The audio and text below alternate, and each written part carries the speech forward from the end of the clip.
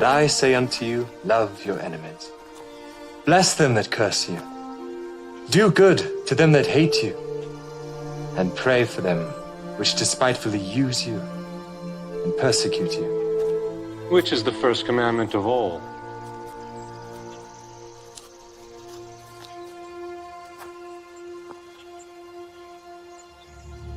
Hear, O Israel, the Lord our God is one Lord. Thou shalt love the Lord thy God with all thy heart, and with all thy soul, and with all thy might, and with all thy strength. This is the first and great commandment, and the second is like unto it. Thou shalt love thy neighbor as thyself. On these two commandments hang all the law and the prophets. Master, thou hast said the truth. There is one God, and none other but He. And to love Him with all the heart, and with all the understanding, and with all the soul, and with all the strength, and to love his neighbor as himself, is more than all the whole burnt offerings and sacrifices.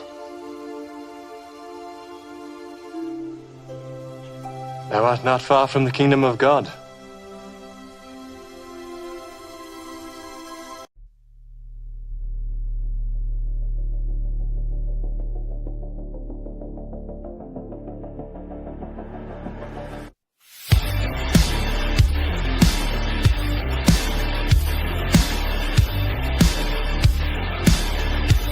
Another door I shouldn't open, another hand I shouldn't take. I know it's not right, but like rust, like shame, creeps up coming. Sitting in my room, crying out to Jesus, I've sinned again and again. Will you please forgive me?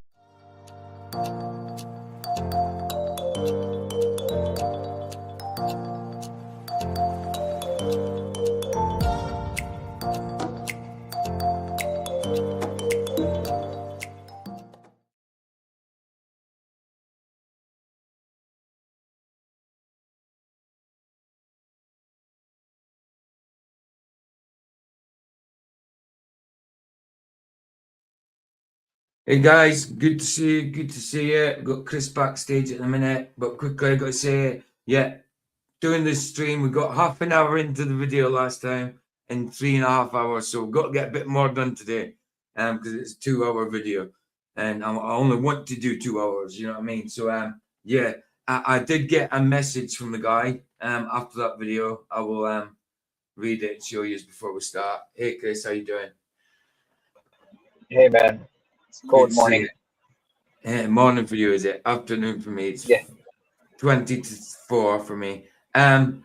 So quickly, yeah, the guy the other day, the guy whose video it is, the guy actually he wants the crew. It's him who made the video. Commented in my comment section. He was all right about it, but he did say like, you need to stop and let me listen. Stop and you need to let me say what I've got to say. I'm like, well, I kind of knew what he was going to say. That's why he was interrupted in the video. But anyway, yeah, I will show you quickly. What's his name? His channel name is, you'll see, hold on, is that the right one? Yeah, it's that one. Yeah, sure. So his channel name is, hold on, it's the wrong one. It's the wrong, is that the right one? Right, hold on, I'm showing the wrong one. Yeah, it's our live. Right, so yeah, so it's this one, this from the other day. So his channel is called Captain Gun 82. This is his channel there. Look, the top, Captain Gun 82.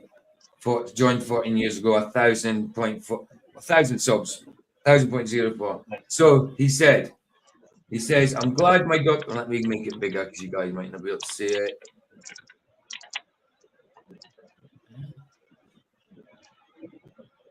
Right, 150, I should do it.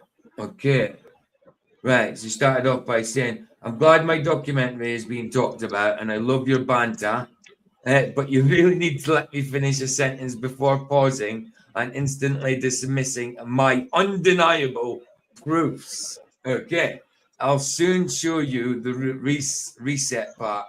All the real science proving things like the recorded temperature drop. Okay, that's fine. But I don't know about undeniable proofs, if that's how you're doing. Good evening, guys. How you doing? This is the guy who made this documentary. No, the extra lands. He commented in my comment section the other day. Like, I'll read it out again, right? He said, I'm glad my documentary is being talked about and I love your banter, but you really need to let me finish a sentence before pausing and instantly dismissing my undeniable proofs. I don't see it as being undeniable. Like, he's saying there's no ice wall. I don't know for sure there is. I understand naturally an ice wall wouldn't form, but if it was created by God, God can create an ice wall. But anyway, he says, I soon. Was this to you, though? Sorry? Was it to you? Yes, this is to me. Yeah. This is Oh, to, that's well, all. to everybody who was on the panel that day, I think. Yeah, but mainly Meat pauses the video. So yeah, it's me. I soon show you the rest, the reset part, all the real science proven things like the recorded temperature drop. It's a 2-hour video. I only got half an hour in, so I obviously haven't got to that yet. But we were talking that much. We only got half an hour in. You should invite him to Flat Earth Friday. Yeah, I did. I invited him to this, but he said he never replied back. The little ice age is not a theory. It's important to hear each sentence in context. Look, I understand. The reason I paused it is because I knew what he was saying. My model and timeline of the past 4 reset events is made with undeniable science. And the first reset was your flooding event around 1500 BCE. Fine, I'm cool with the flooding event. Many undeniable proofs proven over the years have direct reference to the Old Testament. Cool. I can prove your flood. Well, it's self-evident, the flood, to be honest. You don't need to prove it. I just don't know how he gets 15. I just don't know how he gets that date for the flood, though. No, I don't. No. 15 BC, 1500 BCE. Yeah, it would have been more than that. It would have been more than that. Was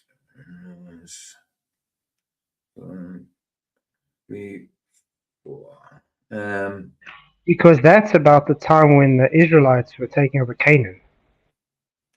yeah, it doesn't seem right to me. 1500 years before Christ. No, see, he's 1,000 years out. It's 2300 years before Christ came. Yeah, he's more like he's about 2,500 years out. Yes, he's about two and a half, 2,000 a year, 1,000 to 2,000 years out. Absolutely. Many of my undeniable. He's already read that. I could prove you flood, but there have been 3 other mud floods events since. How? When God said he wouldn't flood the earth again. I think when he says he isn't going to flood the earth, that would mean with mud or water. But like I say, when it comes to the flood, the great flood, Noah's flood, it's a lot of water mixed with a lot of dirt. Dirt and water makes mud. Anyway. So Interesting. Yeah. Does he have a big funnel? But no, he's got look, 1,000, 1,040, 1,040. It looks like. It's not too bad. Hopefully he discusses with you. That'll be cool. That would be cool. But he said after that, I've done where are we? He said, but you have to listen to full sentences, bro. Like, okay, I can take that into consideration and understand that obviously I need to listen to a full sentence. Right. I would recommend that you and your friends watch the video by yourselves, then go through it again together. That's not how I do it. I don't watch my videos fast because I don't want to get bored with it while I'm straight, you know what I mean? While I'm talking about it. I don't want to have already seen it. If it's a small video, fine. I'm not going to go through a 2.5 hour video when I've got to go through it again, you know, and make it more interesting video. I'll bet you'll change your tune. Thanks again. That's what he said. So I said to him, hey, bro, I'm sorry. I meant no disrespect. It is really bad. And I do appreciate your experience, bro. Second part is today, but that was yesterday I wrote that. I promise I'll be less impulsive. I guess our biases can sometimes become forefront. I appreciate you, bro. Again, sorry for being impulsive. It really is interesting. Hey, you could join us if you like, entirely up to you. It'd be ace to talk directly. God bless you, respect, sort of thing. And then I said, oh, yes, he has got back to me. I didn't realize. Sorry, he has. I'm not offended, brother. Thank you for replying. I hope you enjoy. Fair enough. And thank you. I'll try and tune in, but I'm sailing down the south coast right now, and it's a bit rough out here. There you go. Wow! Shout out to the guy. He looks like a nice guy from Bordeaux. He is sound. And if you go to his channel, right? If you go to his channel, I think Vlad. This is his video. I've been watching it from Dave Murphy's, but this is his video. And I think that, by the looks of it, Vlad is in it. Vlad's volunteered. I've seen Vlad's name somewhere. Volunteered to be part of his crew. Unless he's done it through Dave's one. Yeah, Vlad volunteered. I can't find it at the minute. I've seen Vlad volunteered. Unless, there it is. Vlad said, I'm what, 23 years sailor here, retired Navy man, sign me up. I already got my sea legs. That was I says, hey Vlad, brother. I need to change that. It should be say Vlad. Edit. Vlad. Vlad. There you go. So Vlad has volunteered. There we go. Sorted. Right. I need to take this back to normal size. And then we'll get on with it. We were half an hour in. How dare you, Vlad? You're such a show. Just joking. And So no, lads, all good, all good. No, why not? If lads, if this guy thinks, if he really has proved there's no ice wall, like because and stuff like that, that's all good. The Bible doesn't say ice wall. To me, it makes sense there is one. I understand again naturally that an ice wall wouldn't occur. Water doesn't build on itself, and it doesn't freeze in a cliff. You know what I mean? I understand that. But if it was created at the start, God can create an ice wall, and parts can fall off of ice wall and make icebergs. You know what I mean? I understand that they don't naturally form like that. You know what I'm saying? Look, it's very possible that the outer edges, Antarctica is part of the ice wall, quote unquote, but that then it just is ice against the dome. You know what I Right. mean? Right. Absolutely. Absolutely. And I haven't seen them, so I can't prove it. It just makes sense to me that there's something like an ice wall there, holding the waters in. So yeah, we got half an hour in. Let's do it. Let's put it sorted. I'm watching it from Dave Murphy's channel.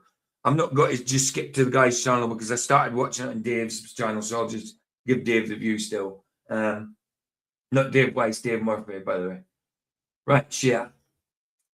There we go. This is where we left off, I think. Yeah, certainly is. How about half an hour in? Yeah, here we go. It's literally where we left it off at. What was the height of sea level in 1700?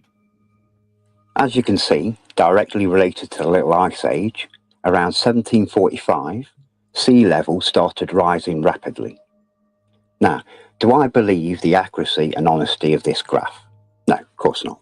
But even if this rise of sea level was 10 times this... I would like to point something out on this though. Go ahead. We got pictures of, for instance, Cape Town and things in the 1700s and 1800s. Yeah. There was much more water then than there is now. Right. I mean, that fortress in Cape Town was underwater, and it's far from water now. Yeah, and now it's saying there that there was less water. He says himself that he doesn't fully believe this. So, that's okay. So let's hear what he's going to say. A huge lot of land that's been admitted worldwide. Well, admitted when you know the truth. And again, when it comes to the lands, I've no problem with there being lands within our containment that we don't know about. I'm really cool with that. Oh, Michael you're on the backup channel, bro. Unless he's come into the normal channel.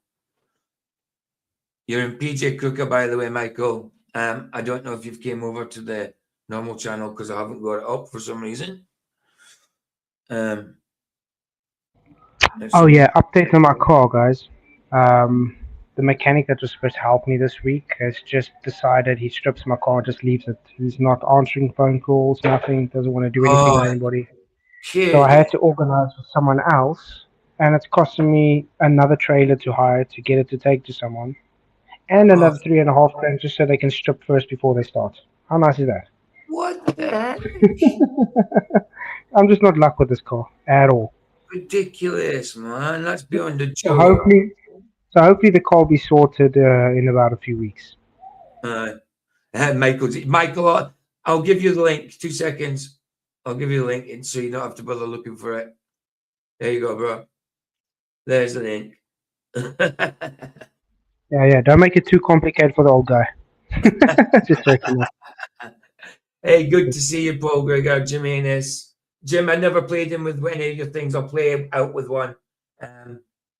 Yeah, Flat's good to see you. Baz, good to see you. Chris, good to see you. I think I said hello to those people already, except the new ones. Good to see you guys. And Michael Khan, good to see you.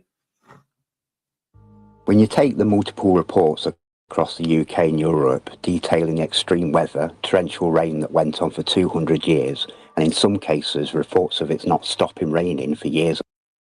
Torrential rain for 200 years? Where? Torrential rain for 200 years. Increased. Okay, right. Okay, I'll let him say what he's got to say. On end, non-stop, catastrophic disaster after another. Imagine what that would have done to the land beneath their feet. never mind what it would do to crops. But all that waterlogged, flooded land would cause not only for the sea levels to rise, but massive mudslides on land, explaining the aftermath of the mud flood that buried this world, a subject that I'll put together for you shortly. But With the reported permanent loss of large areas of land like the... how would that make it raise? Would that make it raise land slipping into the water when it's already when the water's already surrounding it, being displaced by it? Would it make Yeah, it that's raise? the thing. Let's for instance take, I think it's Venice, that Yeah. sinks, I think, a centimeter every decade or Right. something. The water level's not rising; it's just the island that's going into the water. Yeah. So I don't really, how can I say, agree with everything the guy's saying right now.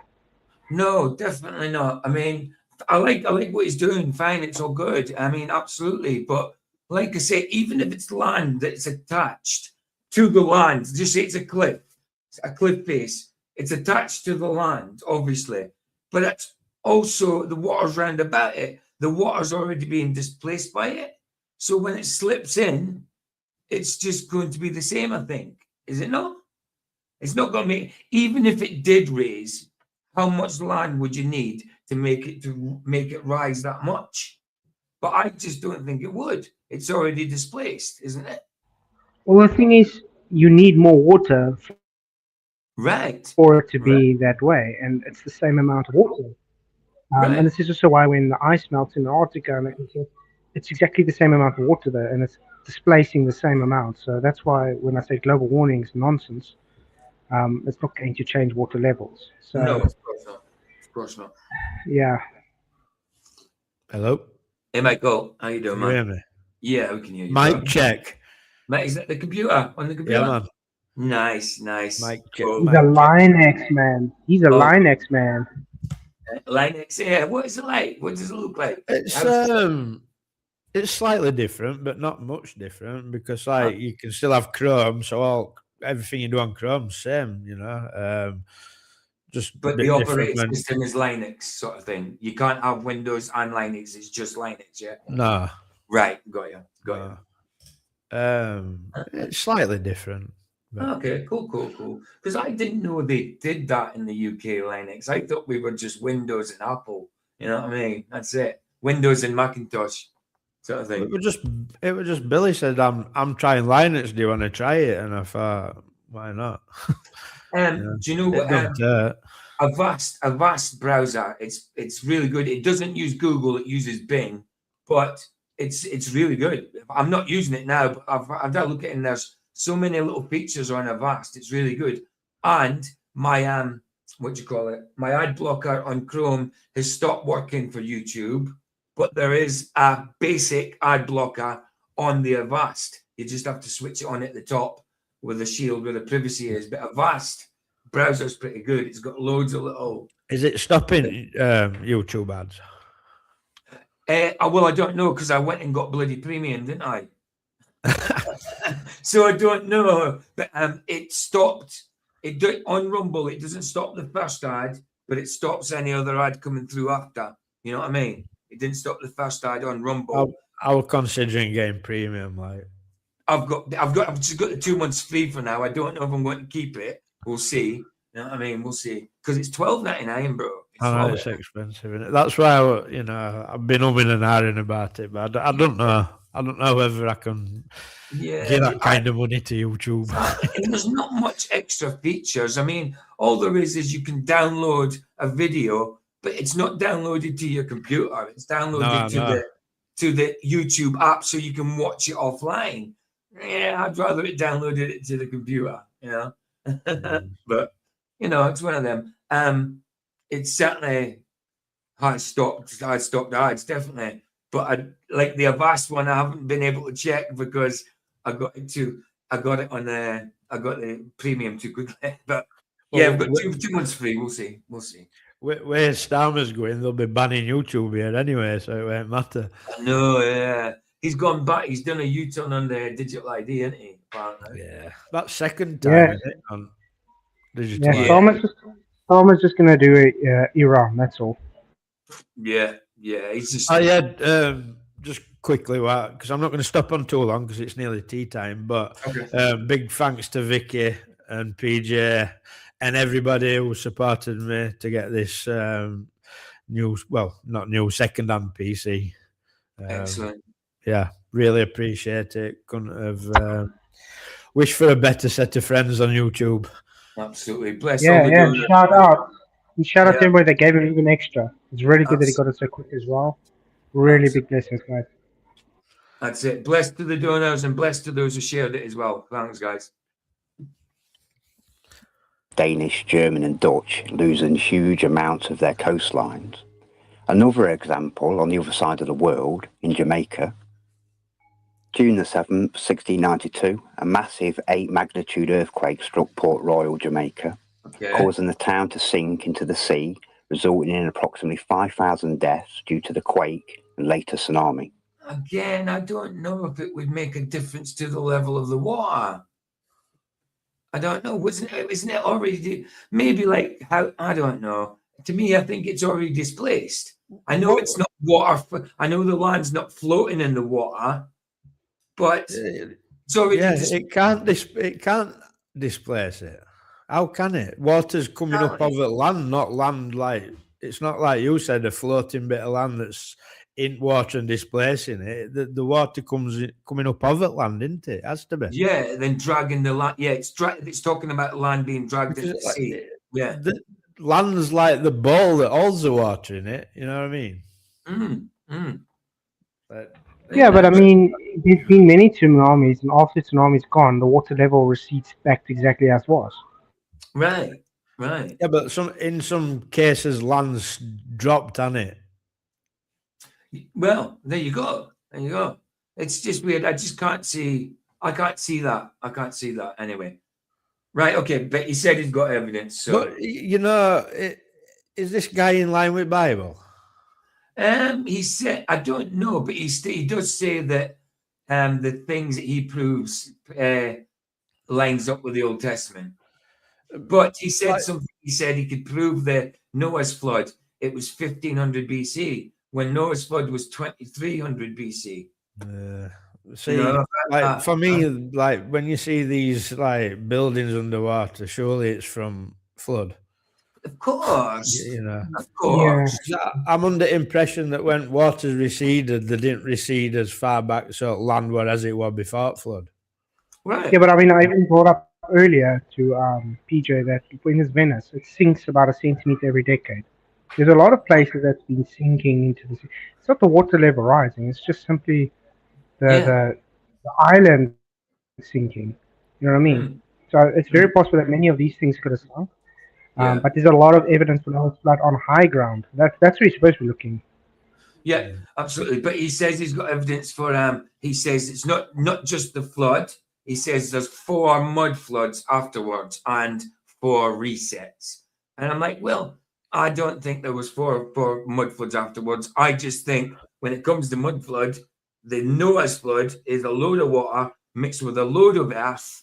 Earth and water makes mud. A lot of mud. So, hello.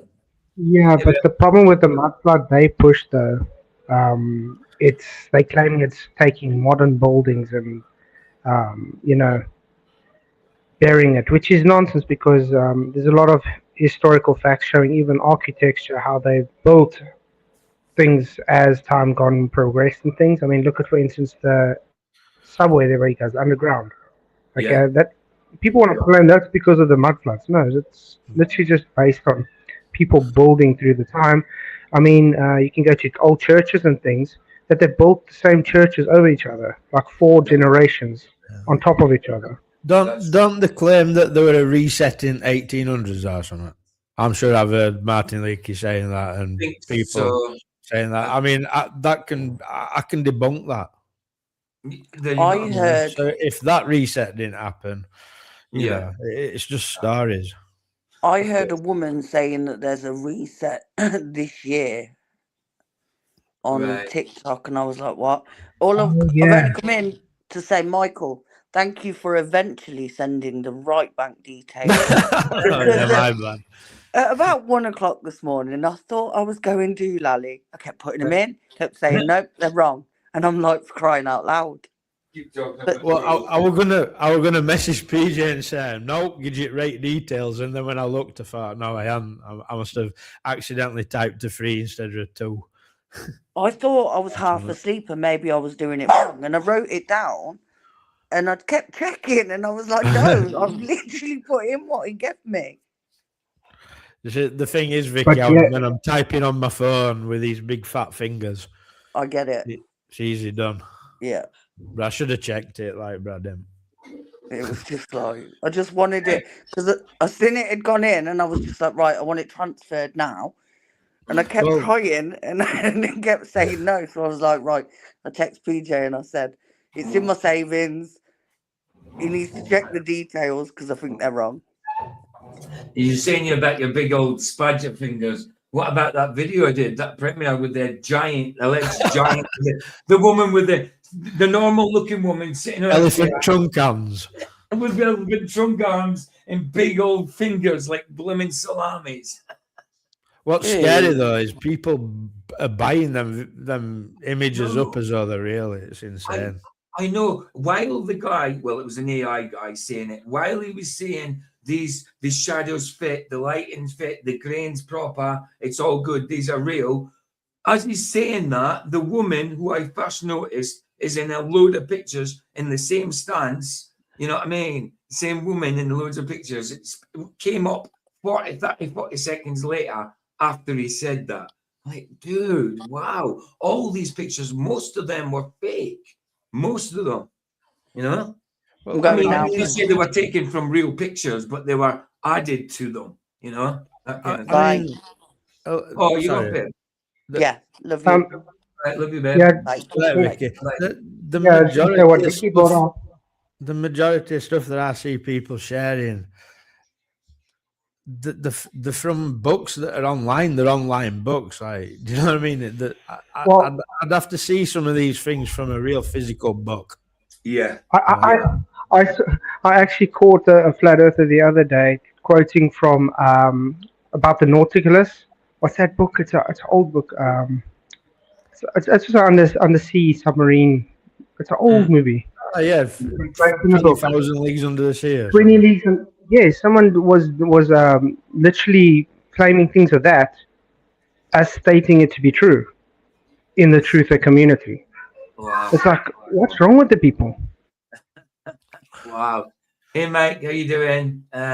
Jim, good to see you. Roger, good to see you, bro. 2/3 of Port Royal sank into the sea, with many buildings collapsing due to soil liquefaction. The earth opened up and swallowed many people. Most of the town's 2,000 buildings were destroyed, and many ships in the harbour were capsized. Now, even when you take into account all of the documented sea level rises, torrential rain... I don't think that would make any kind of rise at all. Maybe temporary with like motion or whatever, but I don't think that would raise the sea, even if it was happening all over the world. To me, I just don't think that would raise anything at all. You know? Again, I think it's already displaced. You know, it doesn't matter that it's slipping in. While the water surrounding that land, it's displaced by it, isn't it? You know? Flooding, mud floods, tsunamis. This doesn't explain all these countries reporting massive land loss and the obvious land loss between old and new world maps. Okay, land loss, that's erosion. That's fine. There's nothing wrong with land loss. Things erode. Like I've shown you with Chile. What does he mean by land loss, though? Like difference in maps? Yeah. I mean, does he that mean don't prove there's any land gone anywhere, does it? No. It just means the earth is liquefied and some things have. I don't know. You know, I don't think it means. But when did he claim this? 18 or 19? When? This 1800s. This part here. Well, I don't know. He's just. I think so. Because it sounded like 18. Quickly type in Google. Yeah. Star Fortress, Cape Town, 1700s, and then look at the water level. Star Fortress. Star Fortress what? Cape Town, you said. Yeah, Cape Town. Yeah.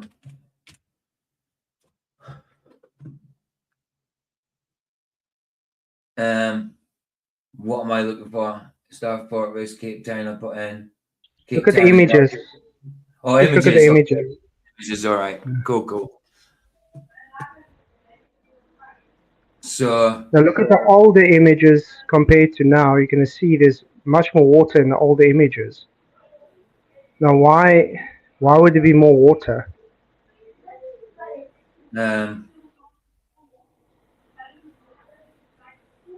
mean, there's certainly water there.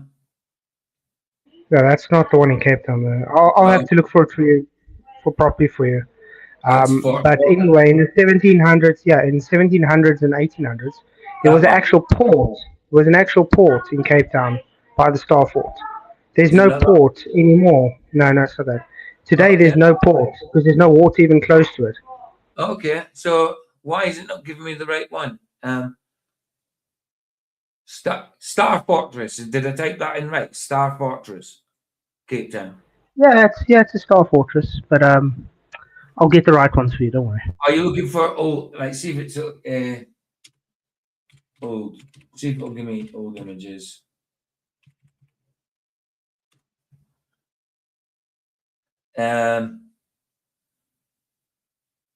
Facebook. It gives me a kind of drawing thing. No, Don't worry about it now, man. Don't worry. All right, I just wanted to cool. make a point. It's not giving me older ones. See, is this anything to do with it? Early photographs of Cape Town. No, still Cape Town. All right. I'll let you search for it. And they even admit that this area had significant coastal loss due to the Little Ice Age. But there has to be a more logical explanation for this. Something's missing. Okay. So I asked another correct question. Something that came to me in my dreams, in images, and something that at the time I didn't even know was a real thing. Okay. Can land break off continents and slide into the ocean? Yes, land can break. Well, yeah, of course it can. Yeah. I have to say, it does bother me though that he's consulting his dreams about this. Yes, I was about to say something about that. The dream thing kind of, weirds me out a bit. You know, like, I've got big issues with this kind of stuff, and I have for a while. Like, but we all know where it leads, don't we? You know, Satan short season. Claire Brookish, you're in the backup channel. He said, "Don't mock the ice woman." Hello, Mr. Khan. He said, "Hello, Mr. Khan." That's the backup channel. If you want to come to the normal channel, the link's above you. The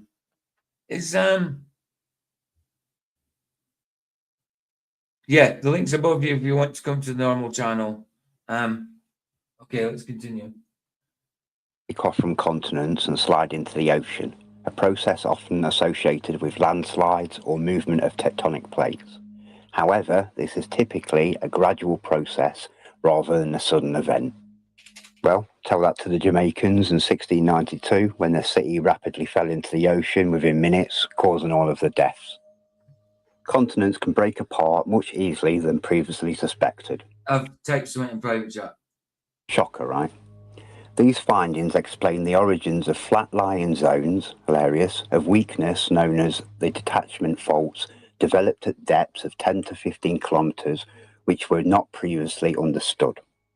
Their conclusion, the volcanic activity during the general... Good, because it's one of those names I know but couldn't remember. You know what I mean? Yeah, Michael, I wasn't sure. Cool.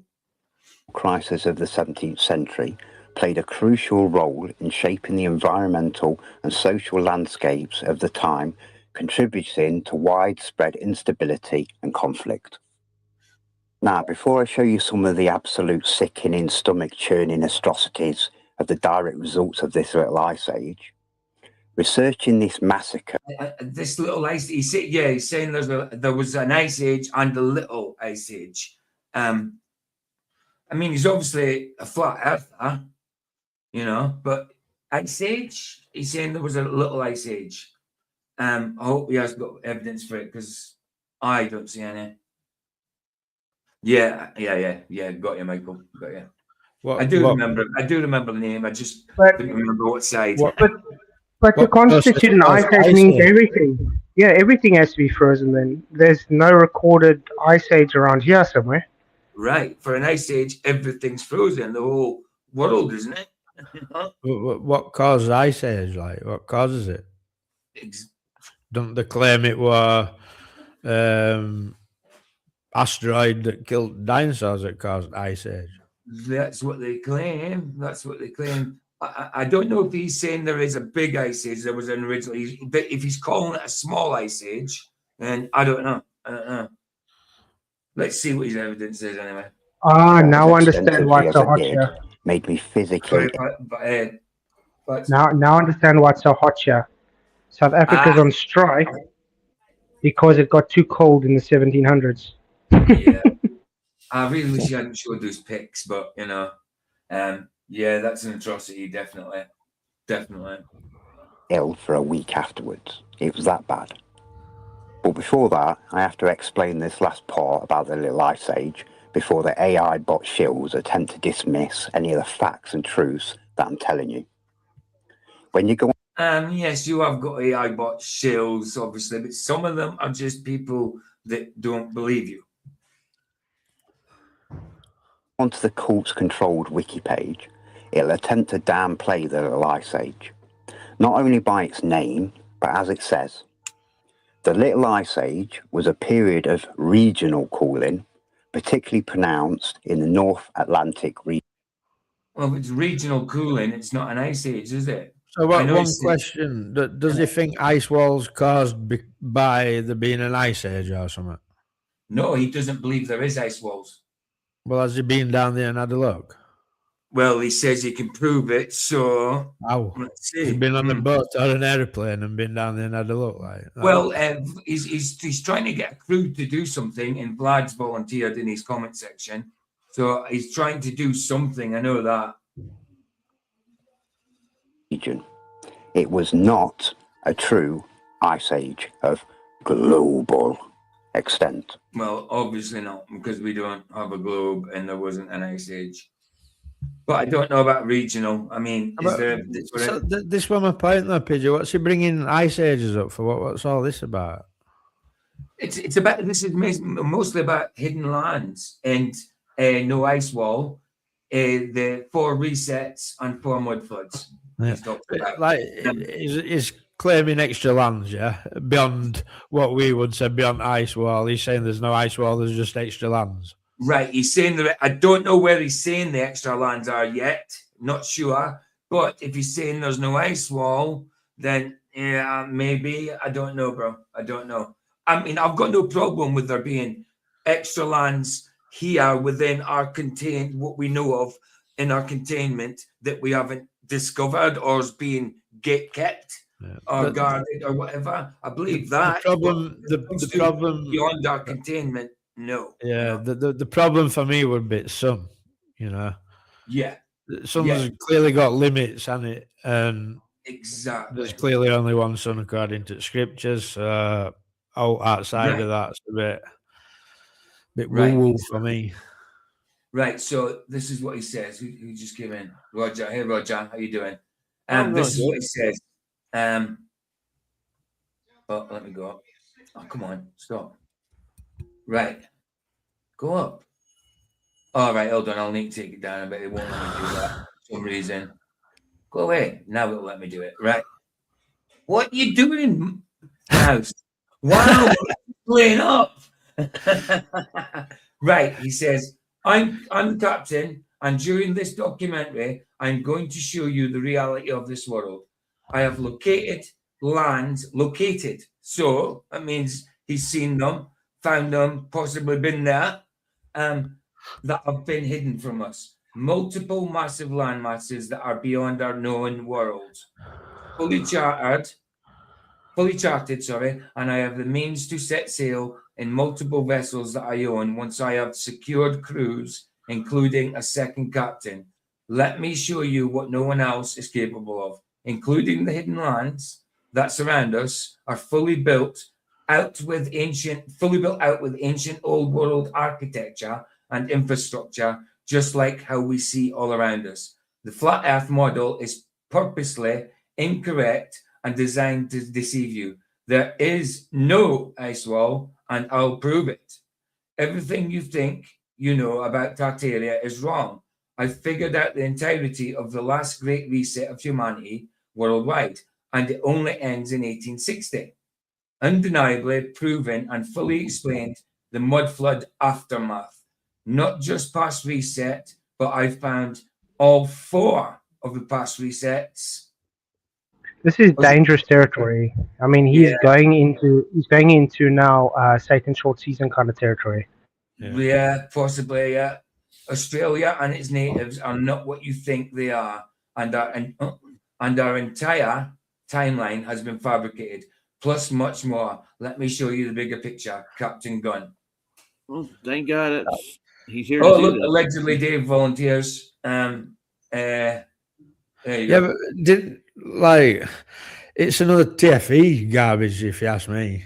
I mean, dubious people getting involved with it to start with, Well, yeah.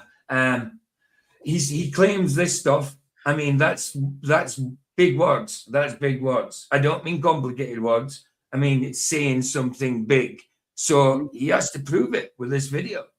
Yeah, I think a lot of people miss that when the Great Flood happened, that God broke up the fountains of the deep, and it caused a lot of land to be displaced from what it was originally in that process. Yeah, that would explain a lot. And most of the water didn't come from the sky, and it didn't rain, didn't do it all. It was mostly the fountains of the deep that flooded. Right. That would cause a lot of mess. Claybrook says, it says, I watched about 5 minutes of this video a few days ago. Is there any proof of it at all, or is it just speculation? Well, there you go. I haven't seen it all, so don't let me know what he says. We'll find out for ourselves. But so far, it seems like speculation. Well, this that same video you're watching yesterday or day before? Yeah, this is the rest of it. When you were talking about rare events and there were 130 of them. Well, this guy. It says there's been 130 rare events, and I was like, it's not rare if there's been 130. Yes, yes. And if you know about them, from what I watched in that part, PJ, I can't buy none of crap he's pushing, mate. I really can't. Yeah, I mean, he'll definitely see this, so he'll see what you've got to say. So Michael, when you sign up for the ship? I agree at the minute. From what he's shown, I don't see any proof for anything he said so far, And again, when it comes to the ice wall, yes, the Bible doesn't say it, but people have seen ice walls, and it makes sense that it would hold, ice walls would hold in a sea. Yes, I agree again that water doesn't build itself up like that to cause an ice wall. It wouldn't naturally occur like that. But if God spoke it in the beginning, then it was made like that, and parts can break off of it. That's how I see it. I can't prove the ice wall. I haven't seen it. It just makes sense to me. I'm not going to say that this is because it probably even ought to do it but when God said that He carves a circle in the face of the deep, I did carve into water, right? Ice. Right. I mean, I'm not saying it's really out to do with that, but you're seeing in his comment to me, that he can line up what he says with some of what he says with the Old Testament. But already with what he said it was 1500 BC. That's not true. It was 23-ish hundred BC. Well, I was asking Michael when he's going to sign up for the voyage so he can go prove him wrong. Well, Vlad signed up in his comment section. Vlad says he'll go. Yeah. Well, okay. These the like I don't know. Why would you get involved? It's just like TFE and Witsit. Why would you get involved? Spurious people going on a crazy little trip to try and prove something. Yeah, it's not. I'm not interested. I'm really not. I get If it. there's an ice wall or an inch ice wall, I couldn't care less. No, right, But- exactly. We know that the sea is contained somehow, and we know that we are contained But somehow. for me, the problem with a lot of this is it leads on to saying that Jesus already returned, and I'm sorry he didn't. And on strength of that, I think it's a psyop. Yeah, that's the thing. That's the thing. You know, I agree. To this point in this video, from what he's shown so far, obviously I've hardly seen any of it. I think so. It's a psyop of some sort, and he says he's located these hidden lands. Well, cool. Show us. Well, maybe he will with his trip. I think it's might But what he does. it's not just one claim. He's got a lot of claims in here. 4 resets, 4 mud floods. You know, he told me that the Noah's flood was 1500 BC. Might not be in the video, but he told me in the comment section. He's talking about rare events, 130 rare events. Like obviously that the noise thing, what you call it, the thing that wobbled the car door. I don't know how real that is. I mean, it's optical as far as I'm concerned. People are saying it does wobble like that with the sound vibration. But how does the glass not smash then? You know? You watch it, yeah. I've got nothing against this guy, but I think he's heavily influenced by Martin Luther. Right. I don't know why, but I just got that he says the same things as Martin Luther. I think he's just very heavily. Yeah. Martin still says the same thing. He's always said. Yeah. He doesn't stray from what he says, does he? No. Okay. Let's see. Hey, PJ, I'm going to get off that. All right. Hey, Michael, good seeing you, man. Yeah. Nice one for coming in. And sounds Cheers, Michael. Love you all. Cheers. I also got to go, guys. Just see you later. All right. Blessings. See you later, Michael, you got your PC? Yeah, mate. I'm a Linux guy now, like you, Roger. Yeah, there you go. It's not much different, is it? No, not really. It's cleaner though. I like it. Yeah. Obviously, I've got to get used to some things are different, but yeah, it seems that it don't really like most of the things I do are on Chrome, like so. Not really that much difference. But honestly, download the Avast browser. I'm not using it now because I'm so used to using Chrome, but it's very much like Chrome, but it's got.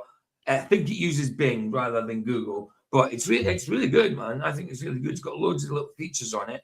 It's got at the side, down the side, you can have like tools down the side. Some of it's like a help thing, an AI thing. There's loads of stuff. Anyway, let's do it. Oh look, we got Aurora Borealis. Nice. Imagine that. Shocker. Love Aurora Borealis. Love the old Northern Lights. I've only ever seen them once in my life, and that was in Scotland. You know, I'm northeast Scotland. Now, Scotland is north, but they do say that it's not far enough north to see these Northern Lights, Aurora Borealis, all the time, which is probably true because I've only ever seen them once in my life, ever, when I was a kid. Probably about 12-year-old, maybe 11, 12. Right, I'm off. Bless, bro. Nice one for the comments, dude. Bless you, man. No, it is, mate. I've got to make food. Like it's a bit bad time for me. This, of course, no problems, man. I've got to get some of it done because I've literally got 4 minutes done in an hour. So it's going the same way as last time. Right, let's get some of this done. Bless, bro. God bless. See you later. Nice. Let's let him talk for a bit because that was his complaint in my comment section that I didn't let him finish the sentence. And it's true, we are talking all the time. We're not getting through the video. But yeah, let's let him talk for a little bit. That this was not a worldwide weather event and didn't cause ice to form towards the north or south. But as always, all the evidence is on the contrary. Even the indoctrinated historians refuse this narrative. Yeah, of course. I mean, can I just say, though, that people have seen the ice walls? I know he's not literally talking about the ice walls right now, but the ice reminded me. People have seen them, have they not? Yeah, didn't Clark document 400 miles of ice wall? That's what I've heard. There you go. Establishes the Little Ice Age as episodic, minor, and, quote, largely independent regional climate changes rather than a globally synchronous increased glaciation, end quote. So that's why they're calling it a small ice age, you know what I mean? A little ice age because it's regional. You know, why would you call it an ice age then? Because it's not an age. Usually takes the whole world into consideration. Yeah, and who would document the ice age? I mean, right? Think about it. Yeah, right. If glaciers began advancing rapidly in the 14th century around the world and then retreated rapidly starting in the 19th and into the 20th century, it takes a special kind of determination to call it a regional blip.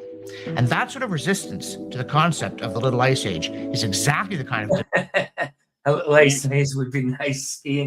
Skiing, snowmen, whatnot. Absolutely, bro. I love the snow, so a little ice age would be pretty cool. I would go skiing. Or skiing. nihilism we're talking about here. And there's dozens of scientific literature published proving that this was a worldwide weather event and did freeze at the time. Oh, now he's saying worldwide. I thought it was regional. What? He was saying regional, but now it's worldwide. What? I'm going to ring a bell. Ding. Land masses.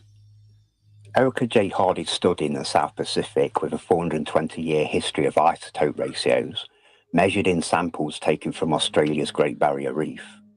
The results of Hendy's extensive study showed that salinity was higher in the mid-1500s through to the middle of the 19th, rather than in the 20th century. This proved that these southern regions' temperature was considerably lower during the time of the Little Ice Age.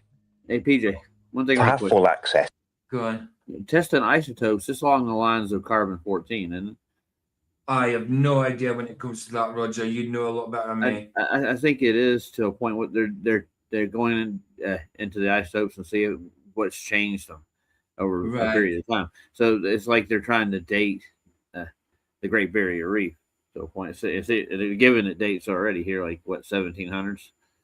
Yeah. You know, how would they know exactly with that by measuring isotopes? Right. Okay. Yeah. No, I get you. Yeah. Let me just check some. Let's see what the mainstream says about it. They're going to hand you some bullshit, I'm sure. And there's. Yeah, you're right. You're right. Isotopes are central to carbon dating. The method relies on measuring the decay of radioactive isotopes, carbon-14. Yeah, I didn't know that was what it was. So yeah, I've learned something. Nice one, bro. That's what he's talking about, bro. Yeah, they're spitting out pseudoscience as it goes in my book. Right. Inorganic materials, not inorganic, but in organic materials, not inorganic. To determine the rates, comparing the remaining 14C carbon, obviously, to stable carbon-12. Mm-hmm. Okay, right, I got it. And the true horrors and direct consequences of the recent ice age, you have to type in a second and secret code name. The General Crisis of Humanity, or the General Crisis of 1700. And again, don't be fooled by its mediocre title. Now, this is not me connecting the Little Ice Age with the General Crisis of Humanity. This is a narrative connecting them. And this time, it's not. So is he saying Little Ice Age because it's regional, or little because it wasn't for a long period of time? I'm not sure. He's not really specific. No, because he said beforehand the whole world, didn't he? I don't know if he's claiming regional or, well, as the mainstream would say, global. Yeah, he just said short ice age or whatever. Yeah. Just a little ice age, whatever. Could be. Let him just continue, see what he's got to say about it. Fooling you. It does not want you having this knowledge. These poor souls inherited this world from the ancients and old world civilizations just as we did, and just like your children's children will inherit what's left once our reset is complete. Impact of the Little Ice Age. The Little Ice Age not only caused agricultural failures, but also contributed to a broader social transformation. The stresses of climate change accelerated shifts towards more modern economic systems as traditional feudal structures began to break down under the pressures of the crisis.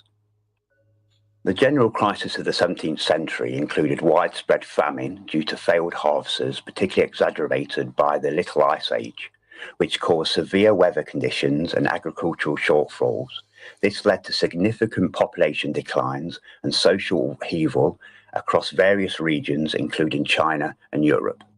Unusual cold and lack of rainfall in the summer seasons. Wars and revolutions disrupted over agricultural production. I mean, I don't know about resets, like everything going back to like nothingness, you know, economically and that. I mean, the world goes through little states, absolutely. Regional states, worldly states, as we're seeing with the convict 20 plus minus one. Yeah, minus one, I like that. 20 minus one, yeah. As we see, like things happen, the state of the world changes slightly, but resets, going back to absolutely basic nothingness, if that's what it means economically, really. I just, again, I don't see evidence for it. So let's see what you're saying. Heavy taxation. Again, if you've got anything to say, just tell me to stop. Difficult to sustain their livelihoods. Yeah. I'm kidding. Oh, is that what you had to say? Perfect. Yeah. Good comment. I know. Many regions experience significant population losses due to starvation, disease, malnutrition-related illnesses, including the Black Death, which the conditions of the Ice Age only fueled. Food shortages led. The conditions of the Ice Age only fueled. That, again, is speculation. Like, yes, there was the Black Death, that happened. But again, saying the Ice Age or the Little Ice Age contributed and made it worse, that is speculation. You know, you haven't got proof for that. Well, we'll see if he presents any proof. Okay. To revolts and increased crime as desperate populations sought resources. In Paris, France, during the civil strife of 1648 to 1653, there was a succession of 7 years of very heavy rainfall. The population loss there was 1/3 during the summer of 1649. Okay. Villages in Paris lost 1/4 of their inhabitants. Nobody could cope with such misery. That's 1/3 of the population of cities like Paris dead after 1 year of famine. Another famine in France between 1693 and 1694 killed 10% of France's entire population. France alone. Hey, Claire Brookus, if you're still there, I'll give you a spanner, bro. I'll give you a spanner. Had 111. No, yeah, Claire Brookus, because I know his name. I've seen him around, obviously. But I had to ask Michael earlier in private chat.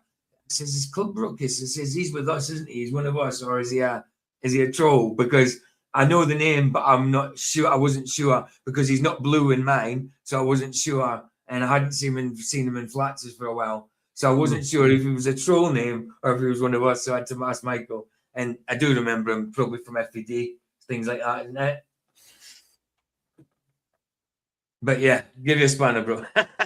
Sorry, I knew your name, but I just couldn't remember what side you were on, bro. Yeah, but they got splits the size of his head.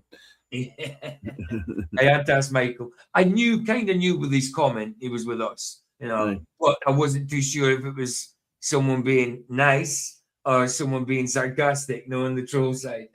It's Yeah. Michael. But there you go. Right, what's that? Was that? Did it? Was Black Plague? Was Black Plague all that? I don't know. I never chased it. Well, that's it. I mean, it's certainly recorded, but whether it was as bad as they say, again, can't be proved. It's what they say about, you know, honesty isn't totally gone. It's not totally gone, but it's certainly been adapted a little bit, you know, by the winners, you know, by the people who can do that. It's certainly things happened, but maybe in different ways, and maybe certain things were exaggerated, like maybe how many Jews were killed. And that's, I know it was an atrocity, absolutely, but I think they make the numbers bigger than they actually were, you know, like in the wartime. That not just that, but all over the place. I'm not just saying that there was less Jews than they actually said, all over the place, but that type of thing happens everywhere, you know. Yeah, but the funny thing I find is that like he's taking like a page of modern history, which is supposed to be reset. How can you take that as read? You know, if in their paradigm, because I Right. mean, if they say there's 4 great resets, Right. they would change history in that process just to hide a lot of things.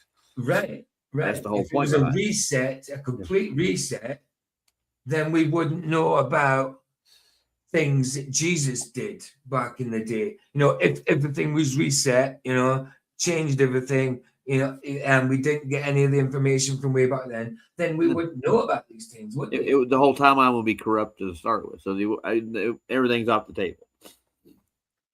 Yeah, exactly, bro.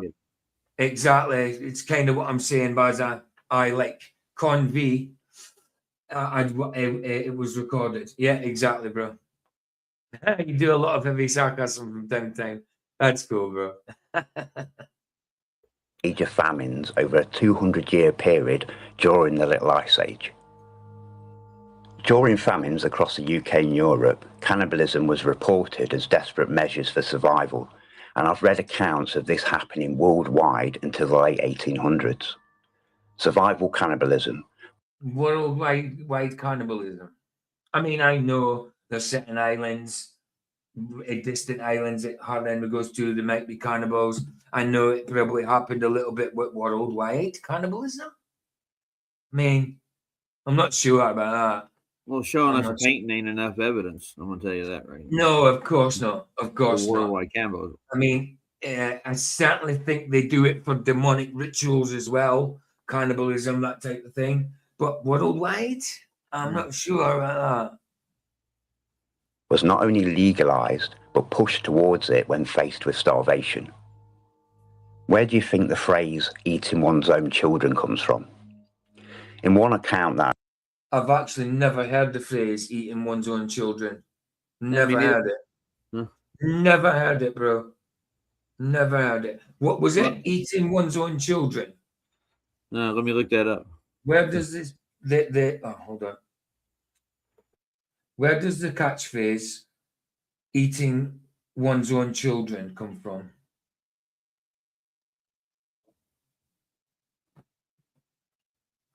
The phrase eating one's own children, or revolution eats its children, is an idiom derived from Greek myth of the Titan Cronus, Saturn in Roman mythology, who literally ate his offspring for a fear of prophecy that one would overthrow him.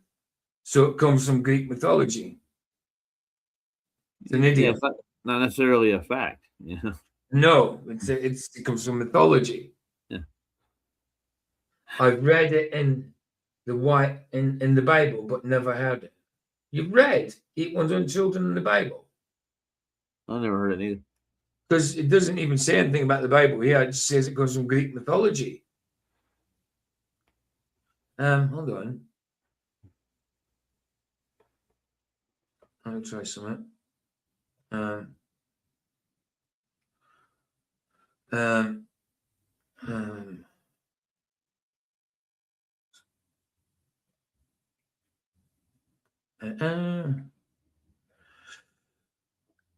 It's mentioned in Jeremiah and Kings is what they're telling me here.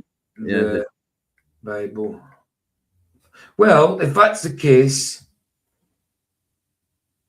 if it's in Scripture, the catchphrase of eating one's own children is not a direct quote from the Bible, but the horrifying scenario of parents eating their own children during extreme sieges and famine is described in several biblical passages. Of course, yeah, knew that. These passages appear to be prophetic warnings of divine judgment for disobedience, as well as descriptions of historical events. Deuteronomy, the passage part of the long. Right, okay. So it's not a catchphrase as such in the Bible. It just happened in the Bible. Right, okay. I read, a dismembered body of a 3-year-old girl was seen. Some parts were boiling in a pot on the fire, while others had apparently been consumed.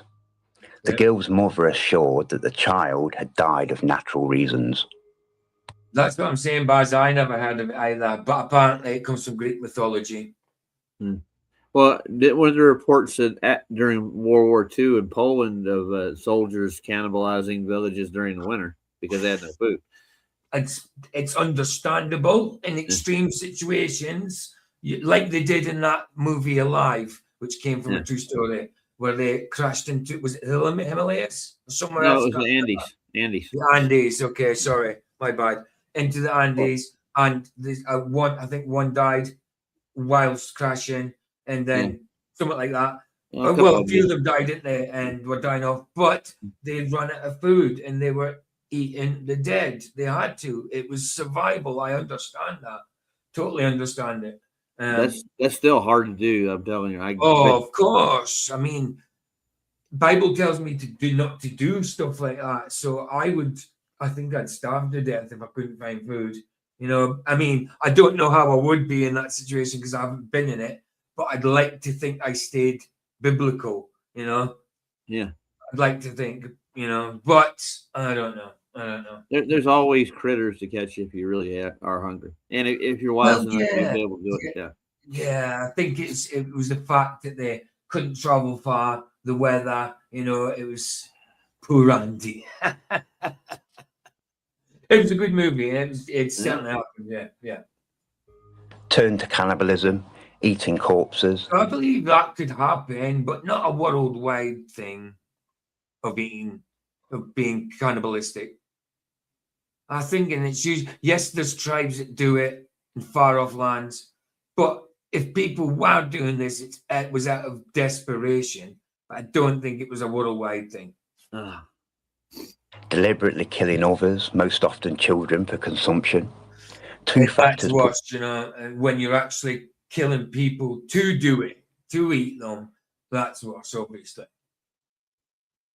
Children specifically. I understand if they were already dead, you were starving, completely desperate, I get it. But whether I'd do it or not, I don't. I'd like to think not. At risk. They could be more easily snatched and killed than adults. Well, and their flesh was often considered more. That's true. But he's talking about people here, isn't he? But yeah, absolutely, bro. I agree with that one. They were cannibalistic, absolutely. Because they were eating themselves. Well, not them personally themselves, but other giants and stuff. But if they ate humans, would it be cannibalistic? Because they're not directly man, are they? If they just humans, if a giant, like a Nephilim giant, ate a human, would it be classed as cannibalism? I know, because he's only half human. I would. I would say it would be. Of course, it would be. Yeah, it would. For second thoughts, it would be. Palatable. People resorted to eating their own children due to starvation. Across Europe, records show that 1 in 4 children died before their first birthday, and half of them didn't even reach the age of 20. That's awful. Could you, I mean, if that's true, I mean, could you imagine being starving, your kid dies, and you think about eating them, and you just couldn't? I would have to starve to death. I really would. It's saying here that people were actually killing their children to eat them. Wow. What? Well, just have kids so you have some dinner. There you go. Yeah, you know, madness. Yeah. Stories of mothers. Sorry. I don't think I could do that. My own children. Right, we might get an hour in today. We might get another 20 minutes. So we're done, hopefully. Right, Scottish physician Robert Sebald, 1699. Because he probably won't read all this. For what some die in the wayside, some drop down in the streets. The poor sucking babs are starving for want of milk, which is empty breast of their mothers cannot furnish them. Everyone may see death in the face of the poor that abound everywhere. The thinness of their visage, their ghostly looks, their feebleness, their agues, and their fluxes threaten them with sudden death if care not taken of them. And it is not only common beggars that are in this case, but many householders who lived well by their labour and their industry are now by want forced to abandon their dwellings, and they and their little ones must beg, and in their necessity they take what they can get. Spoiled victual, some eat these beasts which have died of some disease which may occasion a plague among them. Wow. What is Victor? Victor. Good question. I kind of get the root of it, maybe. Food or provisions. Victor's Fiddle. food or provisions, right? Got you. Oh, it's your way. It's fiddles. The way you're pronouncing it. You got to get that southern in there. It's fiddles, man. Fiddles. Fiddles. Well, yeah. Well, that's what we call it. They're like food. Oh, fiddles. for food. Yeah. Oh, okay. That's the term that basically your hillbilly would use. We would say grub, chow, munch. Well, I heard old saying, you're in the army now and you always have your chow, so don't worry. Scran, scran as well. Habbing, where I'm from in Scotland, we say habbing. I'll give some habbing. Taking their children out into frozen forests and leaving them to freeze to death. Leave this to play, guys. I need to go have a tea. My mouth dries out. Because they couldn't feed them. Malnutrition prevented them from producing milk. Stories of men riding their horses in such freezing conditions that the horse's skin freezes and they're able to slice flesh off the horse's back and eat it while the horse, being so numb, doesn't even feel it, and the wound would freeze within seconds. During this period and other previous resets, the cult loved their paintings, often referred to as the Massacre of Innocents. Paintings worldwide of true events where children are being brutally murdered for consumption. This particular painting was created by a piece of shit called Pierre. A piece of shit, did he say? He did. This piece of shit, nice. Well said. Well yeah, but said. I mean, how would we have any records if that was a great reset? True. That's what I'm saying. How do we know about these resets? Oh, Bazza's here. Didn't see Bazza. Bazza. Hey, Bazza. Hey, what's up, guys? Not Good much. to see you, bro. I was going to say, slicing off the horse's back because it's outer parts frozen and the horse was so numb it couldn't feel it. Wow. Surely you'd feel it, even if you're unless it was like when you get frostbite and it's black and there's no feeling in it. Now, would you eat that, PJ? That's the thing. Yeah. That's the thing. That's rotten. That's decayed. That's been infected. Just be like a vampire bat and just poke a little hole and suck all the blood out of them. A chupacabra. A chupacabra. I love that. Right. And Bible tells not to drink blood. Right. I'm going to make a tea. I'll leave it to play. A Bugal, named the Massacre of Innocents. This oil painting was later painted over, but originally it pictured children being dragged from their mother's arms and being murdered upon orders of the king and church. A mother weeping over a dead child, begging for mercy, kicking in people's doors, snatching children, stabbing children, stabbing them with spears. Personally, I think paintings like this should be burnt. But this particular painting is on the dining room wall of Windsor Castle, the home of the King of the United Kingdom. Absolutely disgraceful. Catastrophic population losses worldwide. Food shortages affected both human populations and livestock, resulting in a high mortality rate amongst animals due to the lack of feed and resources. That painting, what painting was he talking about? The one before that. This one was he talking about? Or the one before that one right there. That one. Yeah. But this one's in the palace. Yeah, it's outside of Windsor. Yeah. Windsor Palace. Well, yeah, I agree with him. That's a bit sick. But this picture, that's a famous picture. People say it's really demonic. Look, it's got the monarch butterfly. Yeah. We know what the monarch butterfly means, don't we? Yeah. Why is it so red though? That's demonic. Yeah, exactly. There's a lot of people speculated that this is an evil pick. He's in hell. Why is the butterfly there? It's because it's monarch. They say because he's a monarch. It's a monarch butterfly.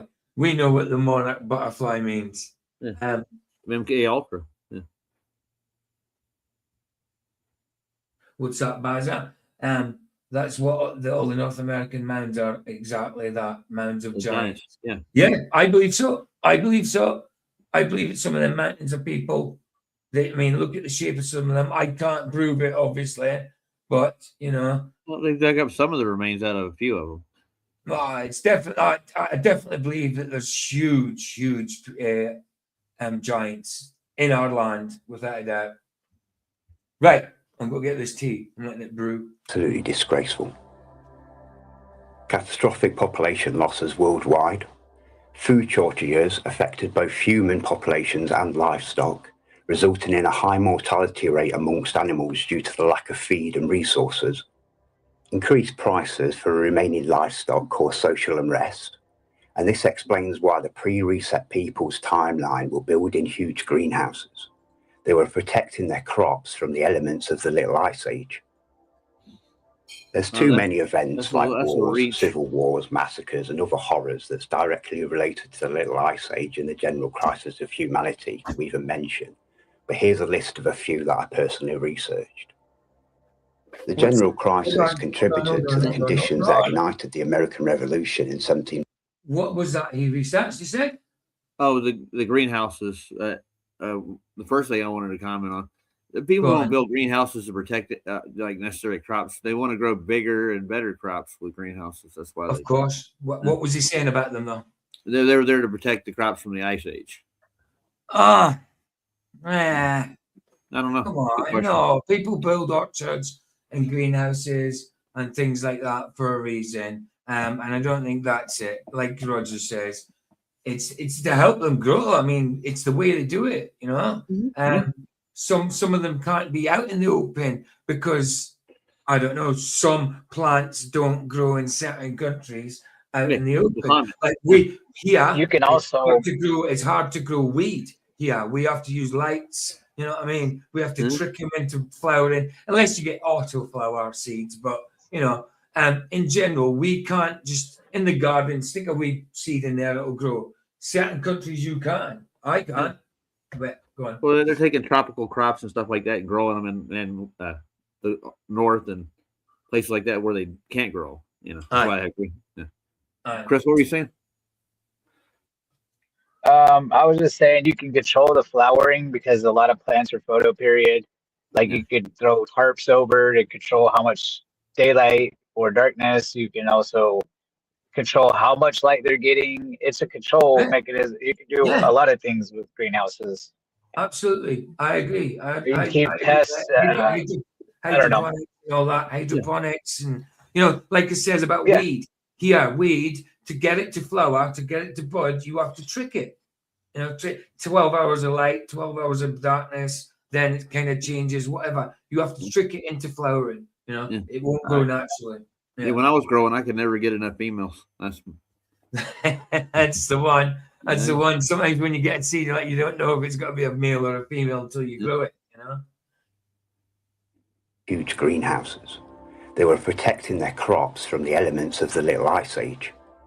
I mean, there's too many of them. If there was a Little Ice Age, and I don't see evidence for it right now, I mean, I'd understand them doing that. But again, I have to see the Ice Age evidence. Hey, are they cooking the king here?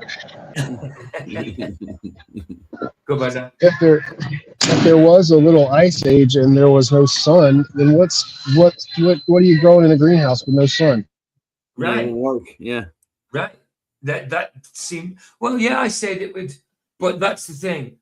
Maybe you would have to have light, like I say, you would have to have lights and air vents and whatever, you know, to replicate what the sun does. You would have to have that also is it truly is a little ice age. I mean, we're talking ice age. It's not like it got cold for 3 days, right? No, I mean, right.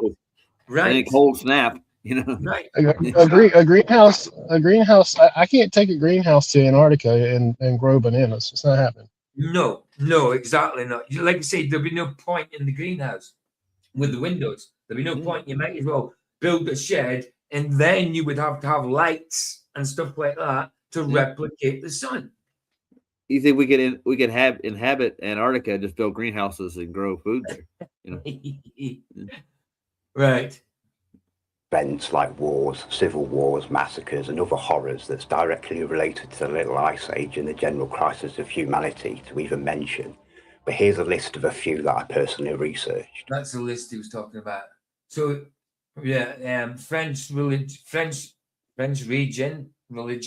wars. 50, I'm not going to read it all, but you know, he has wrote all them out. Chinese, so he's put all the dates and that as well. But how do you know this? Yeah, I guess he looked them up, but I mean, they're all hovering around the 1500s, 1600s. Yeah, 15, 16, yeah, 1500s, 1600s, yeah. You know So what hold else on, appears? it's just going out my head. What is this a list of again? What's it for? I guess events surrounding the Little Ice Age, maybe. That's what I thought. Where it happened at. That's what I thought. Sorry, Chris, go on. So No, the 1600s, man. That's when Freemasonry started. That's when the Enlightenment was around, where you had Newton and Galileo, and I don't know. Now they're saying that was a reset. I guess the Little Ice Age and incorporating mud flood with that as well, right? Yeah. So Freemasonry started on the 24th of June, 1717. That's when it was put together, I suppose. But I do believe they were going before that, but maybe under some other name, pizzazz, you know what I'm saying? Club name. What I don't get Going back is No, he's not saying anything. Go, Chris. Say yeah, something. I thought but he did say something. Oh yeah, my problem still is you had the Hellenistic Greeks who came up with the globe and the whole cosmological thing, and then that was 300 years BC, and then you go up to 1600s and it's like forgotten. It ain't really forgotten. They just kept it on the low because there was a time period where people were saying, it's flat, like we live in a realm. It says it here in the Bible, But then when the Enlightenment hit 1600, we're like, we're going to end this debate. We got Newton, we got Copernicus, and it's a globe. Yeah, they did a poor job of that. Yeah. And they call it the Enlightenment. To me, that's more like the light bearer. And Freemasonry and the light bearer is supposed to be Lucifer, So anyway. Baza, was you saying something? no, I was just saying. So this is supposed to be around the time of Columbus. Is that right? Galileo, Columbus. Yeah, I would say so. Magellan was a little bit after that, right? Okay, all right.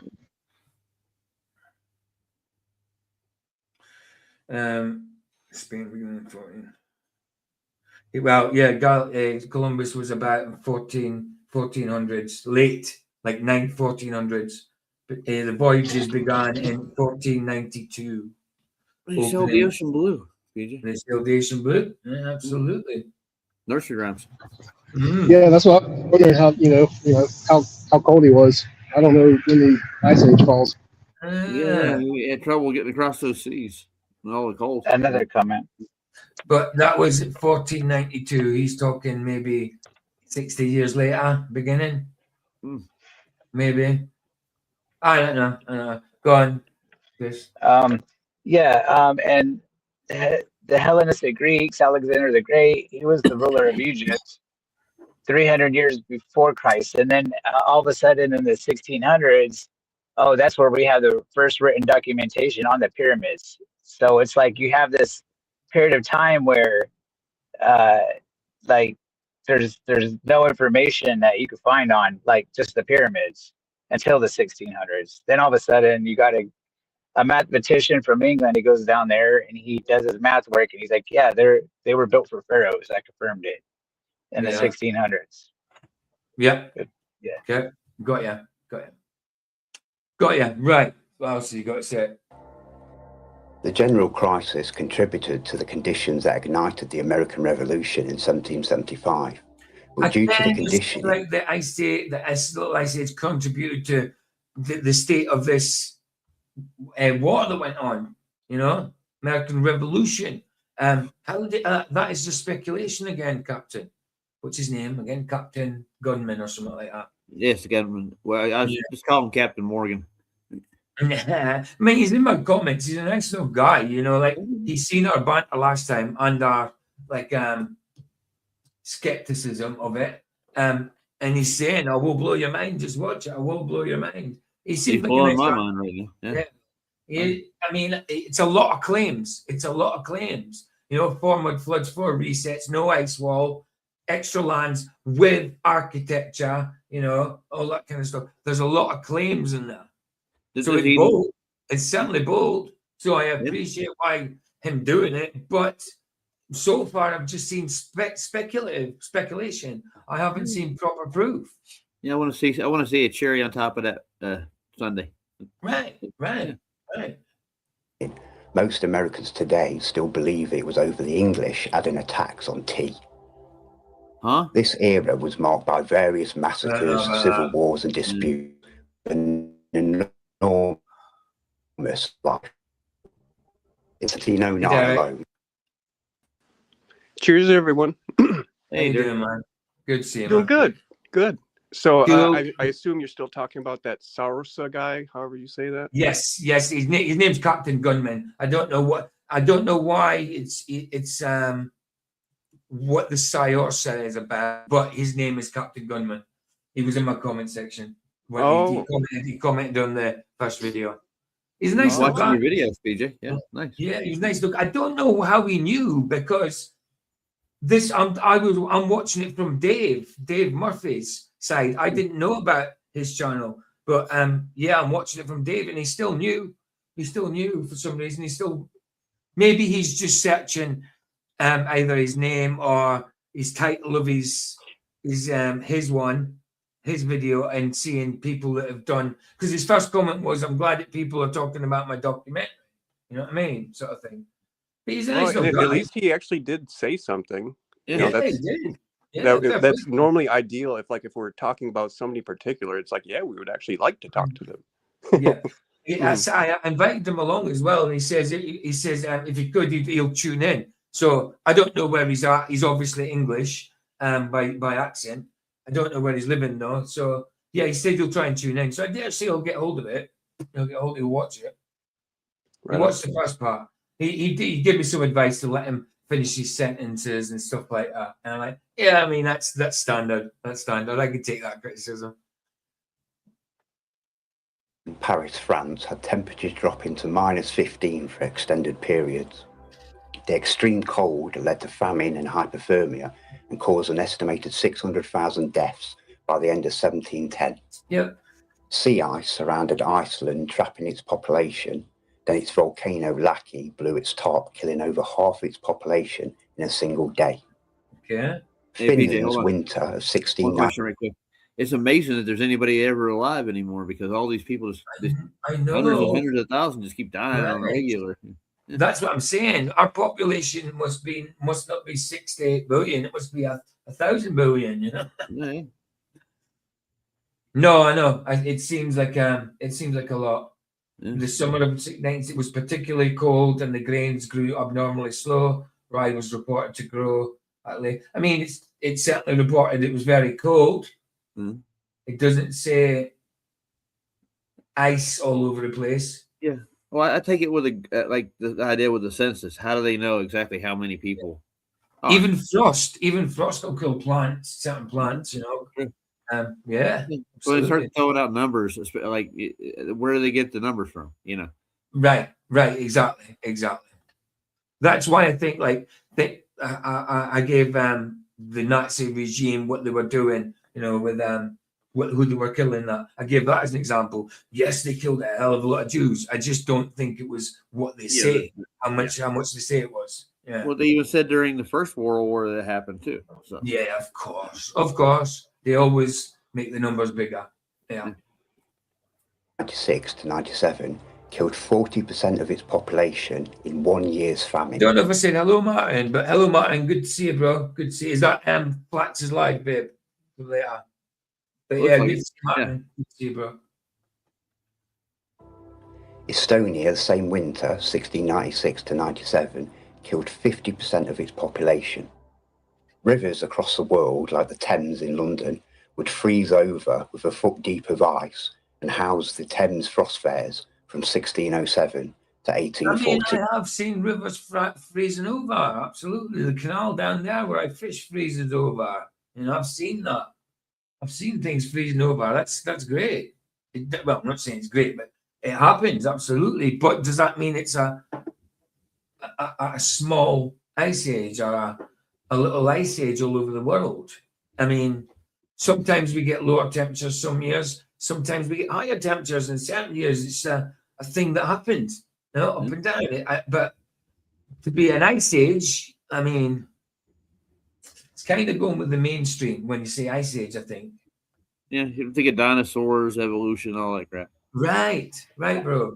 Because what created the first ice age in what they say, you know, in their rhetoric. It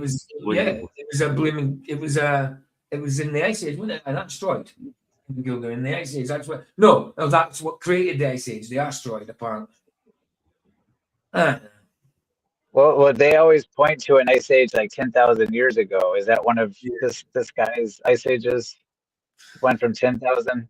Because I don't even believe Earth is that old. No. He's talking about the 1600s. Well, that's the little one. What was the big one? Well, he hasn't claimed the big one. He hasn't claimed that. He's only claiming the little one at the minute in 4 mud floods. If he did, nobody would believe him. No, if he claimed the original big one, then obviously he's not. Yeah, no, he hasn't claimed that.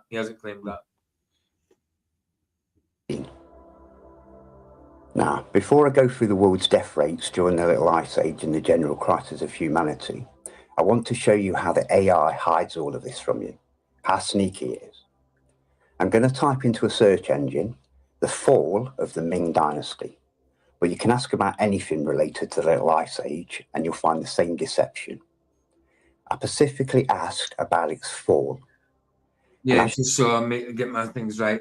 In their rhetoric, in what they say in their mainstream, what they say happened, how the Ice Age came about, the origin was, yes, a massive asteroid collision 466 million years ago did cause an ancient ice age by sending vast amount of dust into the Earth's atmosphere, which blocked sunlight and triggered global cooling for millions of years, demonstrating that impacts can indeed cause prolonged cold periods through more than recent younger dryas cooling when 12,800 years ago is still debated, with some linking it to comet airbursts and other ocean currents. Yeah, so they're still saying it came from space. I love the cinematic readout there. That was just when you're talking sci-fi, you got to sound sci-fi. You know, PJ, I never really thought about it until just now, but I guess based on that mainstream explanation, humans are technically the second evolution, because there's no way we survived the Ice Age, but the dinosaurs were supposed to be around before that, right? So right, they didn't make it through, did they? So yeah, I mean, exactly. Did bacteria make it through the Ice Age? Oh yeah. Yeah. Did we evolve from the initial bang bacteria, or did we evolve from thawed out Ice Age bacteria? Exactly. Which one? You're on to something, Basil. You're on to something, I'm telling you. Exactly. It makes no sense at all. Yeah. The mainstream thing. We're not talking about this guy, obviously, just in case you should write a paper on it. Yeah. Get published. Madness. No, that's a good thought. You can read down every link, scrolling for hours and hours. You won't find any mention of the Little Ice Age or the general crisis of humanity. Well, maybe it's not there because, yeah, bacteria absolutely survived ice age, it says, and can still be found dormant in ancient permafrost and glacial ice, with some strains revived after tens of thousands of years, demonstrating incredible long-term survival mechanisms like DNA repair, allowing them to exist in suspended animation until thawed, a phenomenon that poses both scientific interest and potential climate concerns as ice melts. Okay. I was just thinking of Dr. Monroe's Island, man. Also, salmonella can survive well in space. So there's that. Right. Well, that's what I heard. Yeah. But that's what they're saying. The mainstream ice age, anyway, it comes from space. Comes from space. They have to reinforce the space idea no matter what. Because they don't want you connecting the truth of our past. Oh, and well, let's type in another question. Maybe it's not mentioned because it didn't happen. Like it's a speculation. This age. Yes, those dates said it was really cold, absolutely, but it doesn't mention it being icy, does it? Yeah. There wasn't really a mass extinction of anything that we could put your finger on. But I guess it wasn't cold enough. You know, it's a little ice age. Yeah. Right. We won't use the word permafrost. word fall, as in the fall of the Ming Dynasty. We'll just type in Ming Dynasty. But this time we'll include the code name, the Little Ice Age. Okay. The Little Ice Age significantly impacted the Ming Dynasty. Okay. And contributed to the dynasty's decline and eventual fall in 1644. So there's a problem. Like, okay, it didn't show you firstly, but you mentioned it. Again, what it's showing you is mainstream then. This is mainstream. Yeah. Even the Little Ice Age is mainstream. That's the problem. Did they have the same I've never heard of this before, PJ. No, I hadn't. So the Little Ice Age played a crucial role in the decline of the Ming Dynasty by exacerbating food shortages and social tensions, ultimately leading to its downfall. Who came in? Hey, babe. Hey, Vicky. Never have I wanted to tell someone to F off as much as I do right now. Who? Yeah. Who? Glenn. Oh, why? Oh, my days. The bloke just keeps going on and on and on and on and on. Glenn Sauce, is he in the comments? Just in Keith's, it's like, get a grip. Well, look. He's hold crying. on. I like Glenn, but he unfortunately he does seem to not like Jews for some reason. Listen, he's saying people are getting threatened with getting arrested for criticizing Israel. And that. No, you're not. You're getting threatened to be arrested because you're anti-Semitic, right? I've literally had death threats because I spoke bad about Islam. I criticized Islam. I know. So when I've got a grown man repeating himself and I've said, what about the genocides all over? And I've named multiple. He still doesn't care about them. It's only about Israel and Palestine. So he can go suck a doorknob. Hey, just don't let him bother you. This is not about that. This is about this. I'm just saying the bloke's a twat. I know. Okay. Yeah. I think I know who you mean, Vicky. And yeah, I blocked him. Yeah, and that's the right thing to do oftentimes, and just don't let it bother you after that. Well, Glenn Sauce, yeah. The fact that these people can't see the wood for the trees, like you're meant to be truthers, you're meant to be looking for the truth, and you're literally agreeing with the BBC News. All right, babe. I've never heard the expression "the wood for the trees" till now. Yeah, that's what we say. You can't see the wood for the trees. We say you can't see the forest for the trees over here. Yeah, we know it. I think it's 6. I think it's 6 and 2 3s. But we say don't see the wood for the trees. You can't see the toothpicks for the logs. It's not. Yeah, but it doesn't mean planks of wood. We call a forest of wood. Oh, okay. I'm going to block Glenn. Yeah. Like Derek suggested, because otherwise I might say something I regret. Well, have fun storming the castle. I will. But that's what you call a forest over here. You call it a forest. A forest to me is bigger than a wood. A wood is like a small forest. like How a much little wood patch would a of woodchuck chuck if a woodchuck could chuck yeah, wood? Quite a few. yeah. Right, love And, you. Bye. Love you too. well, PJ, I'm gonna take off. I got to get ready to go watch the kids. All right. I'm going to try and get. I'm trying to get this up to an hour at least, so we've got an hour left on it. Well, an hour and 12. So I'm going to try and do that. Right. All right. Area. Get it done before Keith gets there. Yeah. Yeah, that's it. Because Flats is on now, an hour and a half. Yeah. It's wiped out and removed from history. Roger. Bless you, Something man. I'll put together for you later. Now, the AI does this because it knows that you know the truth already. So it gives you the second narrative. We've got what I call the mainstream narrative, the usual dog shit taught in schools. That's what I'm saying, the mainstream narrative. That's what the Little Ice Age as well. Yes, it didn't mention it in the fast search, but when you mentioned it specifically, it's there. It's still there. So it's mainstream information also. Indoctrination camps. It's not like it's in the deep web, hidden in the deep web. You still got it through a normal browser, you know, the 5% of the web that we get to see, you know. Then we've got the narrative, what they'll admit to when you already know the truth. Then, of course, we've got the actual truth, the deep dive that uncovers the true horrors of reality. Another quick example. Well, as for the population... He said mainstream narrative, and the truth. Well, isn't the narrative the same as the mainstream narrative? Or is he talking about his narrative? The actual narrative, the real reason. That's probably what he's... No, because that would be the truth. So he's talking about probably his narrative. I don't know. Of China in 1600, and it states a massive population incline. Add the Little Ice Age to the question, and it states that there was a massive population decline during exactly the same period. Asking the same question. Couldn't that be through their law, through their rules? Maybe they stopped. They said you've got to have less children. Maybe, I don't know. You know what? That happens in other countries. Is this big or is it? No, it's on 100. Fine.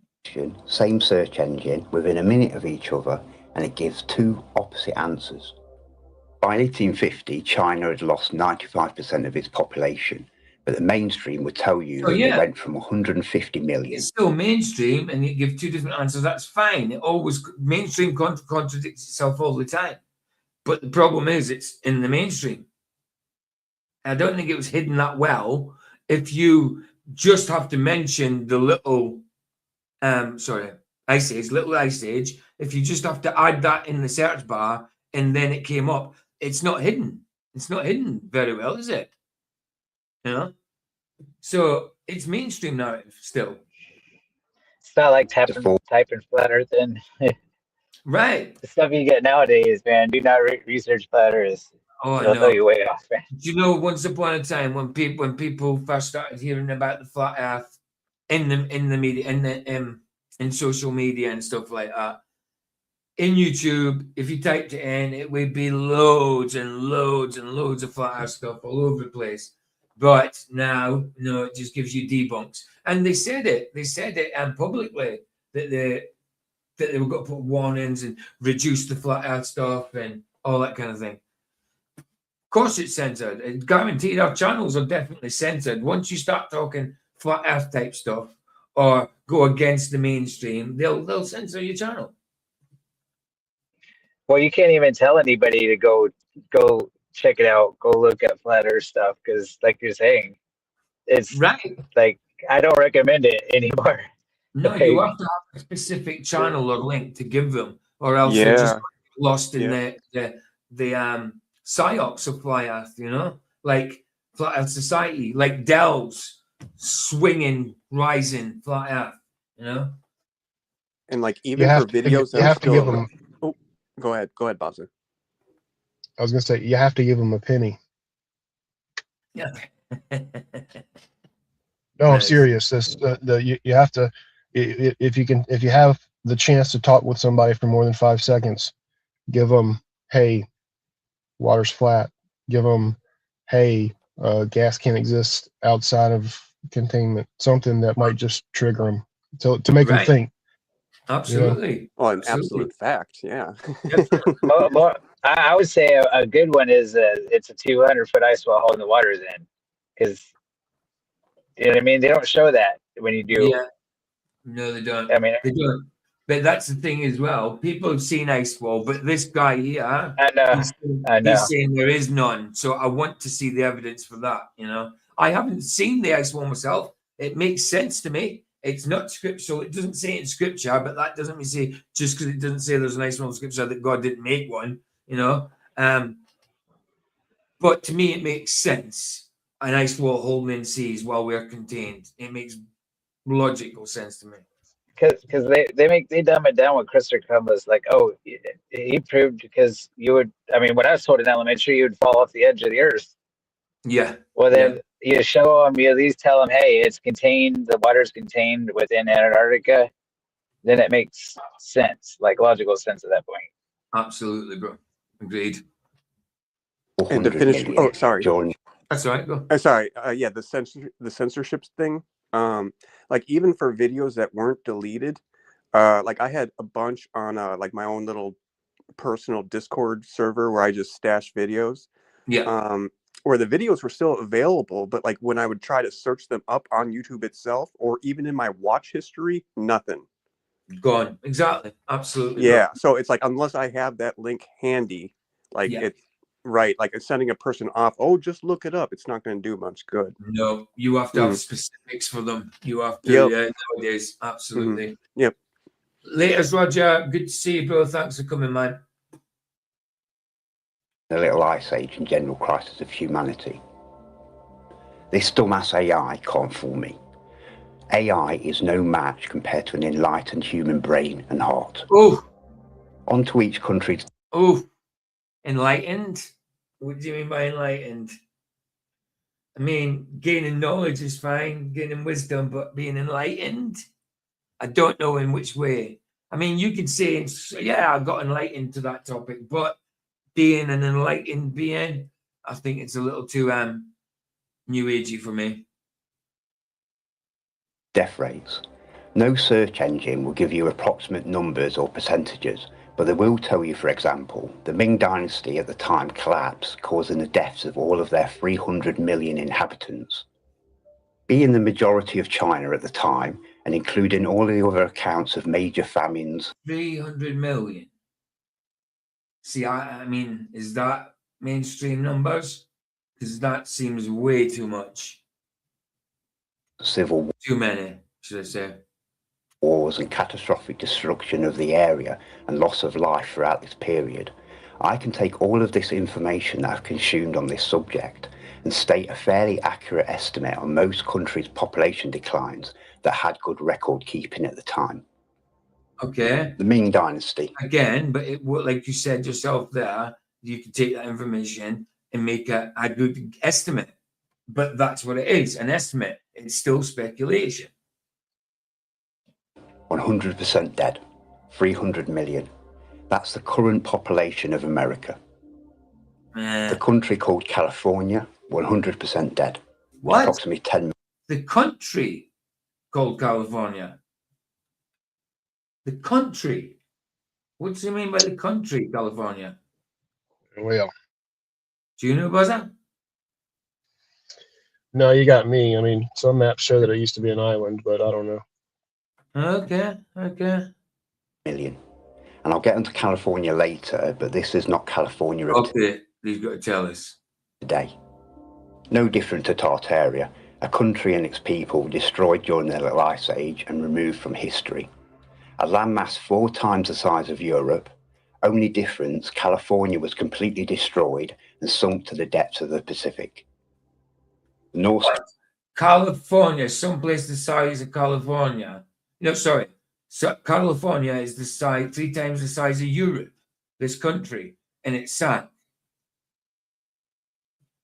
If there was anything like that, then I don't think it would have sunk. It would have been sunk. It would have been drowned in the flood. That's what I would say. It would, if it's underwater. But is there proof of it? Clans on Greenland, 100% dead, approximately 10 million. Iceland, 100% dead, 200,000. Rapid. I like that. You see the oh, hold on. Iceland. The thatched roofing the thatched roofing's actually got grass seed in it, and well, obviously it's here, isn't it? It started growing grass. That's cool. That's cool. I like that. No windows though. Oh, there is one at the side there. 100% dead. 200,000. Rapa Nui, aka Easter Island, 100% dead. France, 99% dead. And as odd as that may sound, I have good reason, and once you start researching this reset yourselves, you'll know what I mean. It's almost impossible that the French survived this. What? The early first wave of American settlers. So this reset and what happened to get the reset, he's saying that all the French would have been wiped out. So the French that are there now weren't there's no originals or whatever. That's what he's basically saying, isn't he? They all got wiped out. Okay. 95% dead. What's now referred to as American Indians, 95% dead, approximately 100 million. And it wasn't because of smallpox, unless smallpox is a code name for genocide. Tartaria. I mean, I know that happened, but I don't know about the numbers. I don't know about the numbers. It's way too high. Baza? Yeah, I was going to say I might have to reserve judgment till we get to the end because I'm not quite sure what he's driving at. But on an unrelated side note, you know, like he was showing earlier, the numbers are skewed depending on what you search for, kind of thing. Right. You got to wonder if, you know, to some degree, you have to question are any of the numbers even how legit are they? But that's a different subject. That's the thing. I think maybe what he's driving at, I don't know. It sounds to me like we're driving at conquest, but I thought we were at Ice Age, so I'm not sure now. Right. It's maybe like one leading on to the other. I don't know. But yeah, it seems like he's saying at that point that all of France wouldn't have survived. 80% dead, approximately 300 million. Again, I'll get onto the Tartarians later. Finland, 95% dead. Estonia, 95% dead. Ireland, 90% dead. Come on. Germany, 80% dead. Spain, 70% dead. England, 70% dead. The Dutch had its supposed golden age between the late 1500s and 1700s, but they were still on their knees like the rest of the world, with a 50% population decline by 1800. The only country that actually had a population increase, and I actually mean that only one, guess which? And no, it's not India, even though our brothers and sisters over there are at it like rabbits. It's actually Scotland. My family are Scots, both sides. My mum's from Stranraer and my dad's from Glasgow. Well, he's Scottish then. He's got an English accent, but he's certainly got a Scottish family. Hey. I don't see. Go on. I don't see how this numbers correlate. 90%. So 9 out of every 10 people died. I mean, this is worse than the plague. Apparently, like. That's what I was just saying. The numbers seem inflated to me because you're talking about in the whole of UK. You're saying this little ice age took out 70% of the UK, 90% of Europe. I mean, this is almost like. I mean, that's way high. Well, you're taking away over 3/4 of the world. Come on. Yeah. And then the thing is census data. I mean, that's proven they've only been recording since the 1950s. So any numbers he's showing you on census and population, that's all just guesswork. Agreed, man. The core samples of the. Go on, Baza. Go ahead. Yeah, go ahead, Chris. Oh no! I didn't want to. If you wanted to, I was just going to say the core samples, like, they're flawed. I mean, themselves. They say 10,000 years ago there was a ice age. So I mean, just that in itself. Yeah. I don't give it much credit.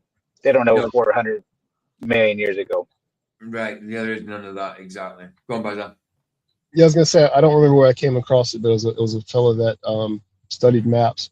And he had this map that was from the supposedly from like the mid to early 1400s of North America. And basically it showed on the maps and some of the illustrations that accompanied it, that basically that North America was just as advanced and developed as Europe was at the same time, with the quote unquote Native Americans being of modern dress and good hygiene and modern buildings and things like that. So it kind of makes me wonder, you know, what's true or what happened, you know, because that was supposed to be like the 1400s pre-Columbus, and then supposedly after Columbus it was just all barren, and you know we had to redevelop it and take it from the savages and yada yada. Right. Absolutely. No, I get that. I get that. Well said. But yeah, I mean, can I go on. Like I think generationally, like I've said before, I don't think in hundreds of thousands of years. Like Abraham could walk from Ur to Baghdad to over to Egypt in his lifetime. It wouldn't take a man a lifetime to walk from China to Alaska or whatever, and you know, in just a couple of generations, you're already in America. It don't take 10,000 years or whatever. So I don't know about these claims about America being developed. What you're saying, the Indians and all that, I think that they were just starting out population wise. Yeah. Well, yeah, that's the point. That's the history that we were taught, right? But that's what I'm saying. I mean, I've seen information that would give us a different history of what America was. Yeah. Yeah. We were taught that they were all you know, undeveloped, maybe not advanced, running around living in teepees, but that might not have been the truth. That might just have been some narrative that we were told. Who knows? Right. Exactly.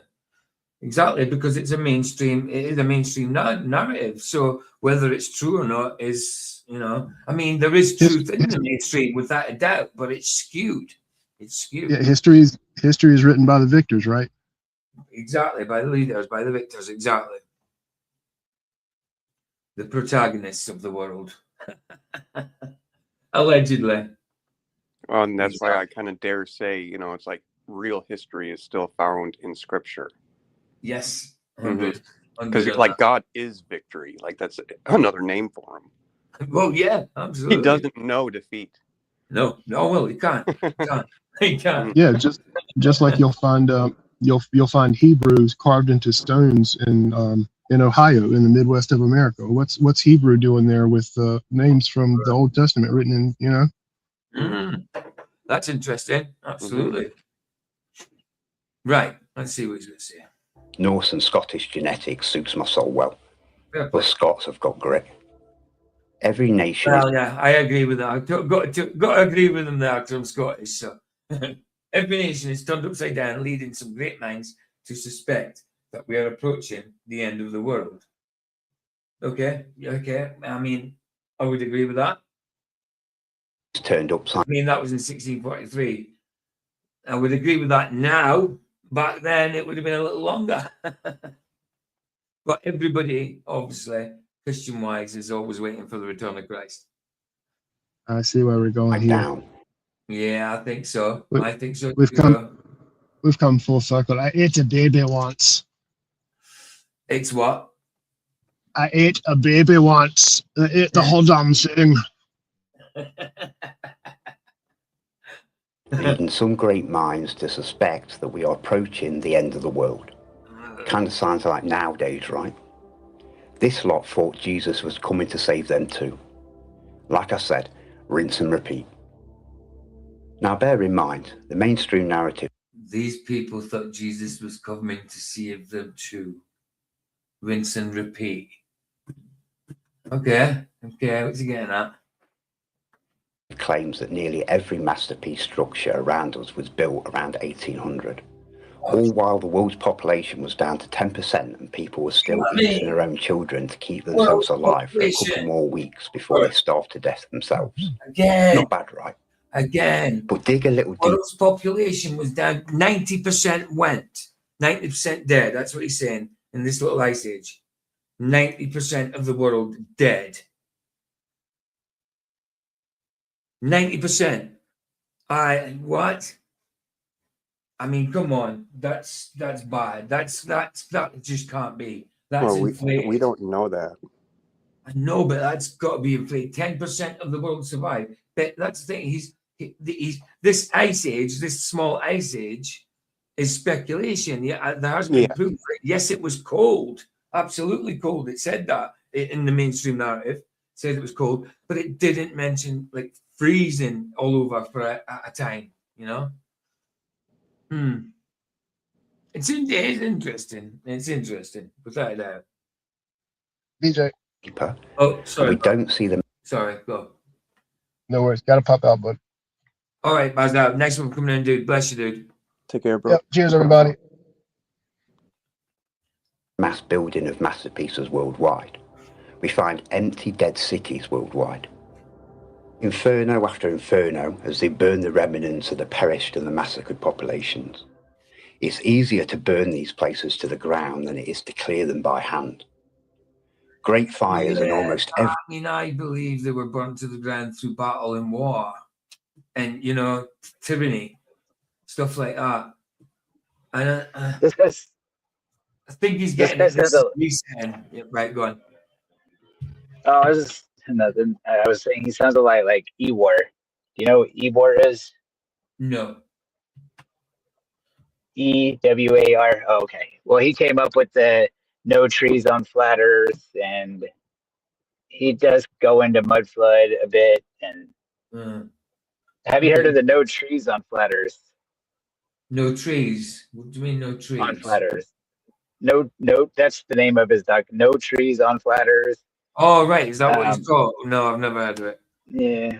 I've heard of it, but I didn't look into it. Yeah. I mean, yeah, if he thinks that there was no trees on flat Earth, I mean, that's... Well, he thinks that there's giant trees and shit, like the Devil's Tower in Arizona was a tree. I believe that too. I believe there like was mountains where I don't believe that all mountains are trees, but I do believe that some of them were trees and petrified. But I don't believe that every single mountain was a tree. No, there's definitely. I mean, I don't know if Table Mountain is a tree, but it certainly looks like a tree stump. But there is evidence of rocks that you see the same grain in the rocks as you would in dried wood. You know what I mean? The same patterns and the same kind of grain. So yeah, I do believe that some of those things are trees, but not absolutely everything. Right? It's petrified. It's petrified. Like there's a petrified forest in America, but it's basically fossilized organic material, like dinosaur bones. When they're in an exhibit, they're a fossil. A fossil is a stone, and then they try to fool you like, oh, we found a bone. Like that's something organic. You can't have organic 40 million year old organic. It would be a stone, mineralized, petrified. Yeah. And how do you build a skeleton? I mean, weird. Anyway. Yeah. No, man, I do believe that some of those trees were petrified, 100%. I did say petrified. Yeah, what did you say, Bazan? No trees was horrible. Yeah, okay.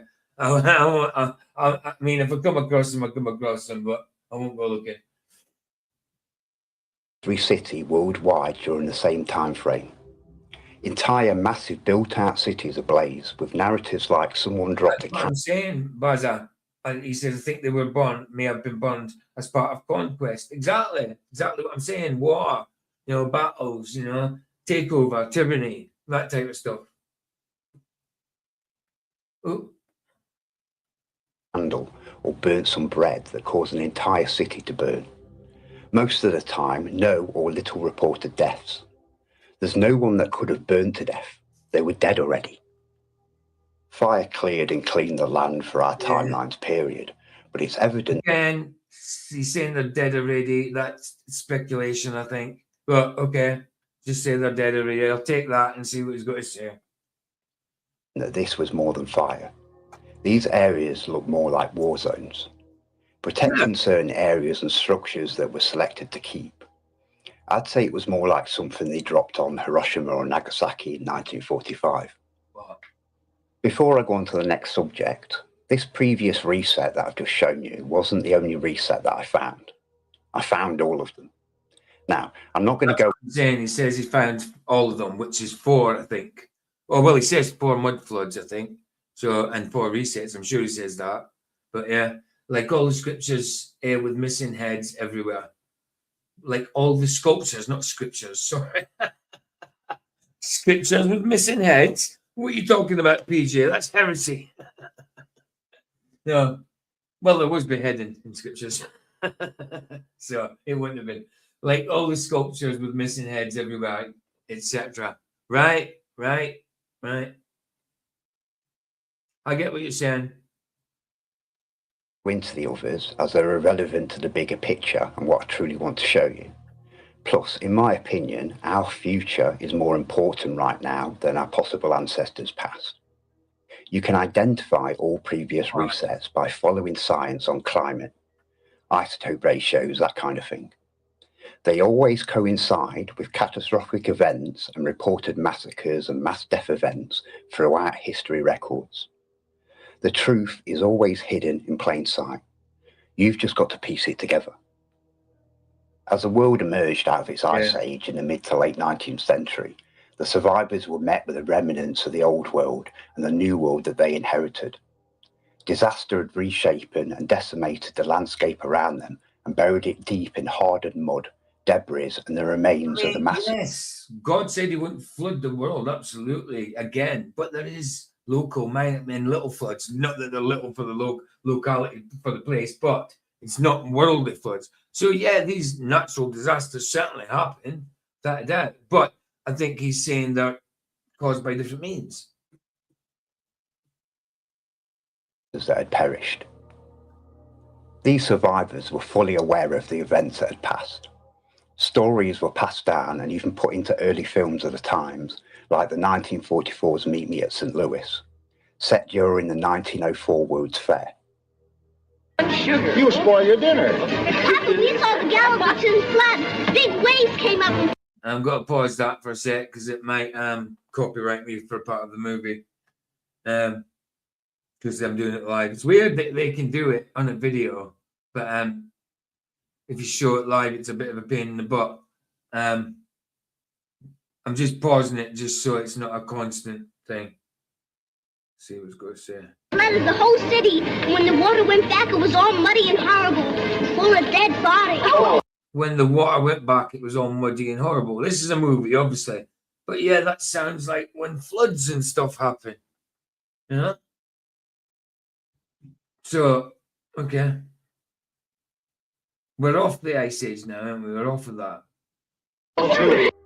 As hard as the court have tried to completely remove these undeniable events of our recent past, the evidence speaks for itself. I've purposely taken photos from all over the world.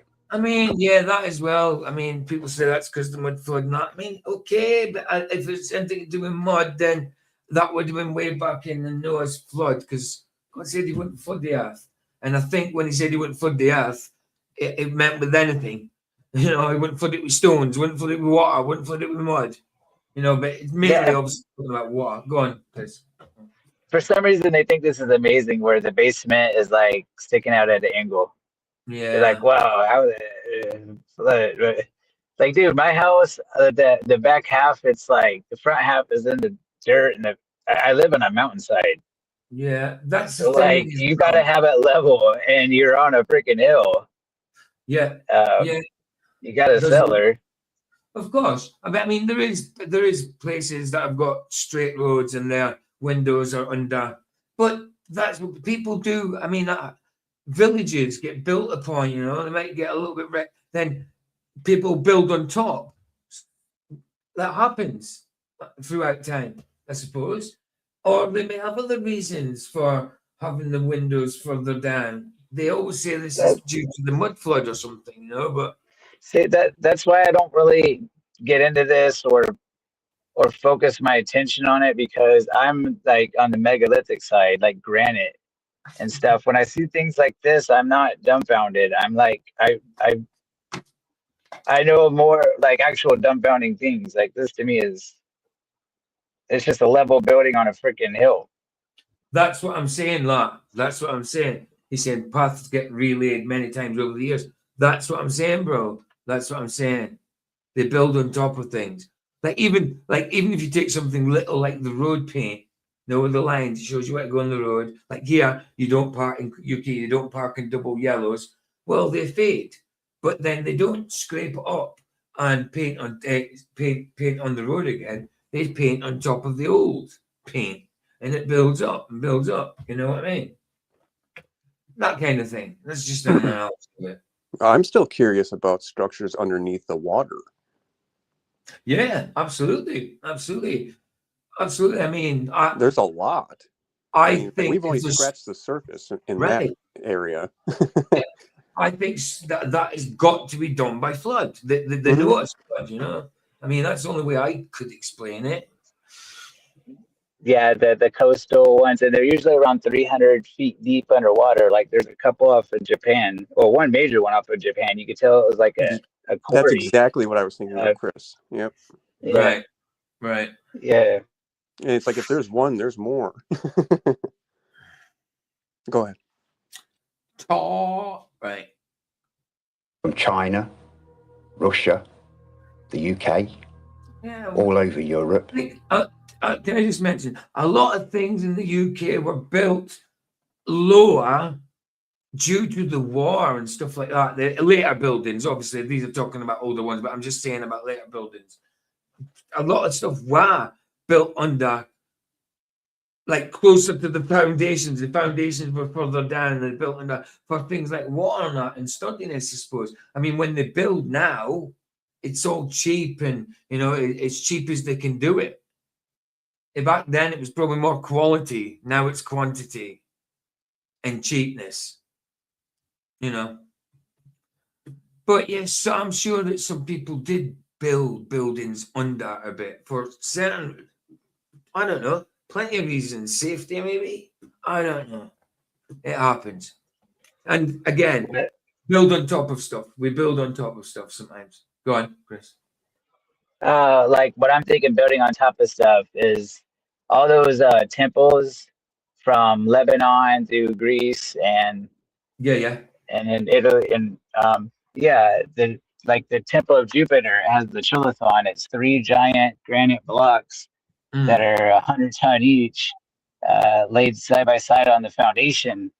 And there's a quarry in Baalbek, and there's still a 70 ton granite megalith block still attached to the bedrock. Wow. Scoop marks. Wow, man. That's cool. That's really cool. But there you go. I mean, all right. We certainly see this. I mean, look how deep these foundations are. I mean, even pillars. That's building the street. That's for the street itself also, India, Africa, Egypt, America, Australia, and many other locations across this realm.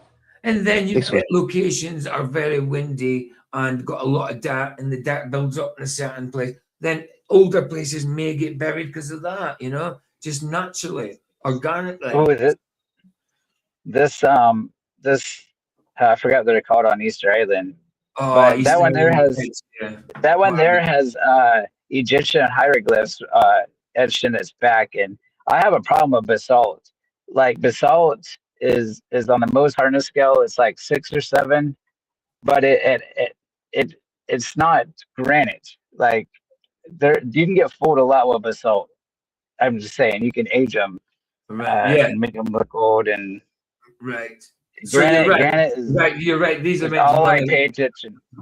You're right. These are monolithic, and they're called, one's called Moai, and the other one is called Rapa Nui. Oh yeah, the Moai, yeah. Moai or Moai in Rapa Nui. Yeah, it gets tricky in Mexico because it's a whole thing in itself. But the Minister of Art, he did a lot of fuckery, I should say, down in Mexico. Right. After the Mexican-American War, 1860s. The Masons were down in there. That's when they they refurbished the those giant, like the Pyramid of the Moon and all that. Yeah. They don't have, it's, and they got little basalt stones on it. It just, I don't know, man. I would just be wary of Mexico. And the stuff like, I get you. Absolutely. That's what I'm saying. A lot of it, as we know, is mainstream, comes from mainstream, and you've got to be careful because we all look into stuff, and a lot of stuff you look into is blimmin' mainstream, obviously. And like there's another site in Mexico called the Olmec. They look like black dude heads that they dug out of the ground. Right. And you got this like Freemason or something that just stumbled upon them, some villagers. I don't know. It just, a lot of it's sketchy. When it comes to that. Basalt. I get it. Real megalithic criteria is granite, diorite, like 7 or higher. I got and, it. and quartz. Okay. Nice. Right. Worldwide and caused by the direct results of. I'll hear this. I'm going to try. Tea's going right through me. I wish I just because I ran out of coffee, so I'm drinking tea. I think tea's going right through me more than coffee does. I'll leave this playing, guys. I'll be back in a minute. The Little Ice Age. Oh, sorry. Oh no, I said sure. Oh, cool. Yeah, go ahead. And digging out all of this dirt must have been backbreaking work for that generation. I like this photo. It speaks 1,000 words. These two geezers over here. This bloke on the left, he's got charisma. This guy loves his job. He's a professional digger, a happy man in his work. Where this guy, you can just tell he just hates his job. Slumped over, probably wanted to be like a ballet dancer or something. Not a happy man. But luckily for him, trains were invented. They just had to locate and dig up all the buried train tracks, as places like America already had an entire rail network pre-reset. Clear all the bridges, build all the bridges, tunnel through entire mountains, and find themselves a few working trains. Now trains have been invented, again, they could start loading all that dirt at a lot faster speed. And over the years, our early timelines people started reverse engineering the pre-reset timelines tech, like steam engines and airships. Most mistake this type of technology as. Isn't it mad the airships they just done away with airships altogether? I mean, I think they done away with it long after the Hindenburg, did they? Hindenburg disaster. But that was floating on. What was that using? What gas was it using? That's curious. It curiated me. That's made me curious. I mean, and with airships like that, I mean, they weren't generally practical. So I don't think it's like a huge conspiracy, like why to get rid of them. It's like they're just not practical, and also they're kind of like a moving target. Yeah, absolutely. Yeah, exactly. Especially Hindenburg's made out of hydrogen gas. Like who wants to fly around in that? Especially if you're like in hostile territory, maybe. Yeah. I mean, and that thing went up, didn't it? But I have never seen an airship personally in my life. Not even the ones that they mess about. They make look like an airship, but isn't, like a balloon sort of thing. But I've never ever seen an airship ever. I used to see like Goodyear blimps. Yes, that's the kind of thing I'm on about. Yeah, that. Blimp. Yeah, it's cool. Yeah, flammable gas club. You know what I mean? Hydrogen of all, and look at the size of it to contain that hydrogen. Yes, contain a gas. Ancient or old world tech. This technology was created by our pre-reset timelines people between 1250 and 1650. Yeah. It had nothing to do with the peoples that built structures like these. And I'll undeniably prove this later on. Okay. The connection between the Little Ice Age, weather events, and mud floods. The Little Ice Age was characterized by now he's going into the relationship between the Ice Age and the soil erosion, I think. And rainfall, Ice Age rainfall, soil erosion. Right, okay. I'm okay with that. Long periods of heavy rainfall which saturated the ground. This saturation made it more likely for mud floods to occur, especially in areas with steep terrain or loose soil, that could inundate nearby structures. Historical accounts from the Little Ice Age documented instances of flooding and mudslides that affected communities. He says, when I was a kid, I wanted to get in a hot air balloon and follow the sunset so it never changes time of day. Ah, yeah, dude, there, man. Yeah, that'd be cool. Yeah, you could do that. You could actually do that, couldn't you? That's a good idea. So when you were a kid, did you have any idea of level F, flat Earth, or was that a later on thing? These records often described the destruction of homes and public buildings, indicating that many structures were lost or severely damaged. And he does make the claim that the flat Earth model, not that we have got a model, but what we think about the flat Earth, the ice walls and that, he says, well, he's obviously a flat Earther, but what we think of flat Earth is wrong, he says, and he says he'll prove that. And that's probably due to the ice wall, but I don't know if he means other things too. Yeah, you could like be pretty cool. I mean, did you see that plane that was flying? I can't remember where it was from, but was it not going to Brazil or something? And it kind of, the sun was, it kind of veered off a bit. So it was with the sun, and then it went dark, and then it was with the sun again. Did you ever see that video? I can't remember what it's called and where it's at, but it was pretty cool. During this period. These are old world houses.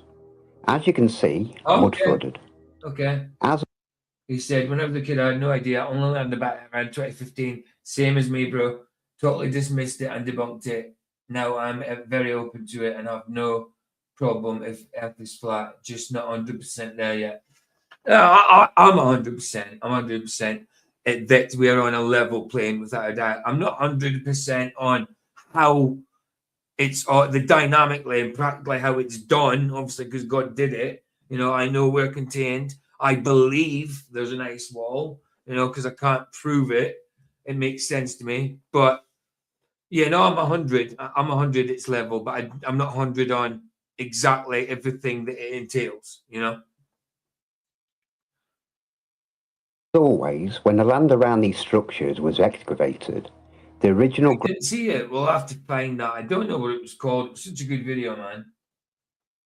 Ground floor level. When it was in the dark as well, you could see that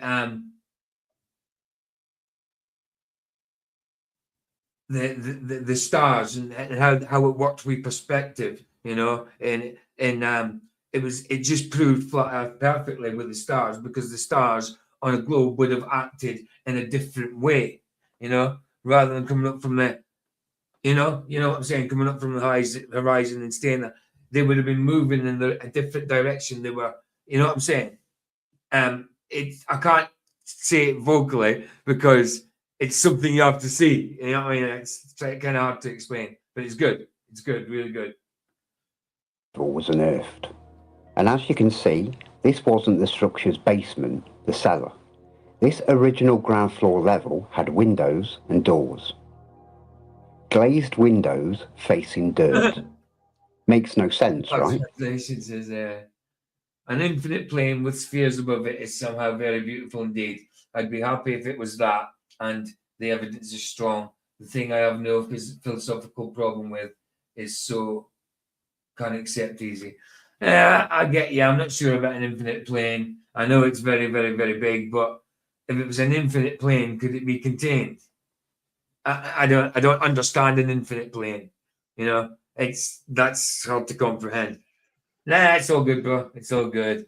It's all good. Speaking of that, you're reminding me of Infinite Plane Society. Okay. One particular person I'm thinking of, he went by IPS. That was his handle. Okay. But no, he pushed an infinite plane, but the man was actually trying to push Scientology the entire time. Oh no! Yeah, Evil. I know Evil. it. I know it. Yeah, absolutely. But yeah, go ahead. No problems. No problems. I'm trying to get to an hour at least. You know, then that's an hour left of it. I want it just to be a 3-parter, but by the way it's going, you know, it took half an hour to do the first one. Took 3 hours to do the first one, but half an hour in, and this is another half an hour. So, and there's an hour and 12 left. So I think tomorrow, when I do the next one tomorrow, I might speed it up a little bit. Well, you know, I don't think you have to, because like even though like I don't agree with this guy in a lot of areas, it's still interesting to talk about. We can cover it. Oh yes, absolutely, Yeah. absolutely. Oh, I'm doing it to the end, definitely. But I'm trying not to make too many, because this is the second one. I don't Well, want it to be you're just like trying 4 not to make parts. it a 4-piece. Yeah. I get that. Hopefully, if it has to be, then it has to be. You know, I don't want to abandon it. That's for sure. And like every old world structure, this stone-looking building is just a red brick building with a geopolymer rendering to look like stone. This ancient structure, now called the Mormon Temple in Utah, North America, no doubt. was supposedly dedicated in 1893, wanting us to believe... Look, it is a beautiful thing, but, you know, what goes in there, Mormons, you know, they're certainly wrong. Jesus to them is secondary, you know, and he's the devil's brother, you know, so that's not my Jesus. But it's certainly beautiful buildings, you know. When was this constructed? Did you say 1893? Let's check. When was the Utah Mormon Temple constructed?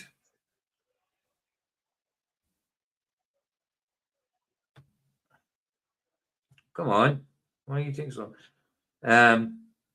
Started in 1853 and finished in 1893. So it took 40 years to build. Damn. And I think by the 1930s they built like what, Empire State Building? When did they build that? Empire State Building in the 1930s. 1930s, yeah, that sounds about right. So 40 years later, they built that freaking thing. So we know that's doable. Yeah, true. Yeah, no problems with that. The basement of the universe, the bottom floor. Okay, I understand what you're saying, but I'm not sure I agree. Anyway, let's continue. That its construction was finished in 1893. There you go. But as you can see with all ancient and old world structures around the world, this building is severely mud flooded, and always has been since the start of our timeline. Well, if that was the truth and it was mud flooded, then that building would have had to been about when Noah was about. That's all I'm saying. If the mud flood thing is true, but I don't know if that building was then. Back then, it says it was constructed 1500 and something. You know what I mean? So I don't know about that. I don't know if this is mud flood. Don't know if this mud. It did it. You know, if that's the reason for it. But let's see. What's going to say? Again, if you've got any comments, just shout me. This structure has been excavated twice during our timeline. First in the 1970s, the dotted line shows our timeline's ground level and the original arched doorway to the original ground level floor, and showing the full height. No, I get you. Lara, not a problem, man. No, I get you. I know you're just kind of like, say, it wouldn't bother you if it was. I know, bro. I know. It's all good. Of the mud-flooded windows. This structure was buried by approximately 15 foot of mud. The majority of the mud floods happened between the time of 1600 to 1750. Okay, if it was, then I'd speculate, because I can only speculate, it was done by some kind of natural means, natural disaster. I don't know. I don't know what area it's in. You know, I don't know if it's hilly round about it or whatever. Or they built it for some reason like that, you know. Or if it is the mud flood, like I say, it must have happened in the flood. But I don't think that building's that old. Surely. Oh, stop this guy. He is very sure of himself. He is. That's what I'm saying. He makes these claims and he says he'll prove it. He really is sure. That's what he's saying. Even in my comment section. Have a look at the last video in the comment section and you'll see what he says. Not everybody was here at the start. So at the end, I'll bring it up. Then I'll play a Jim video because I didn't want to do one at the start. I'll show you what he said if you haven't seen it at the start. He was polite enough, but he's very sure. Supposedly, this structure wasn't constructed until 1893. So that means one of two options. This building was mud flooded 200 to 300 years before it was constructed, or this building was here pre-mud flood. In reality, this structure... If it was mud, then that's what I'm. If it was mud flood, then it was have to be the main flood. And it had to have been there then. If it is that, again, speculation. Me as well. I'm speculating. That's what I'm saying. Isn't 132 years old. This is an ancient building and is at least 2,000 years old. During this the mainstream says it isn't. It was built in 1500s. Nobody alive today knows that. They weren't there, they didn't see it. It might have been past that. It might have been. I don't know. But I could agree with them there that it's a possibility that was there during the flood. I think that's a possibility. I'm not saying it is fact. I'm saying it is a possibility. Period of time, all we get are empty cities, built out, immaculate, but clearly old structures and infrastructure all over the world. Well, that's what I'm saying. That's what I'm saying. He says this mud flood thing. What is it supposed to have covered? The whole world or something? Where would it come from? More or less, yeah. Tartaria, they call it. Well, Tartaria, wasn't it? So, like, Tartaria to me, I think is all of Europe and more or something. I don't know. I'm not too sure on it, but that's what the mainstream would say, I think.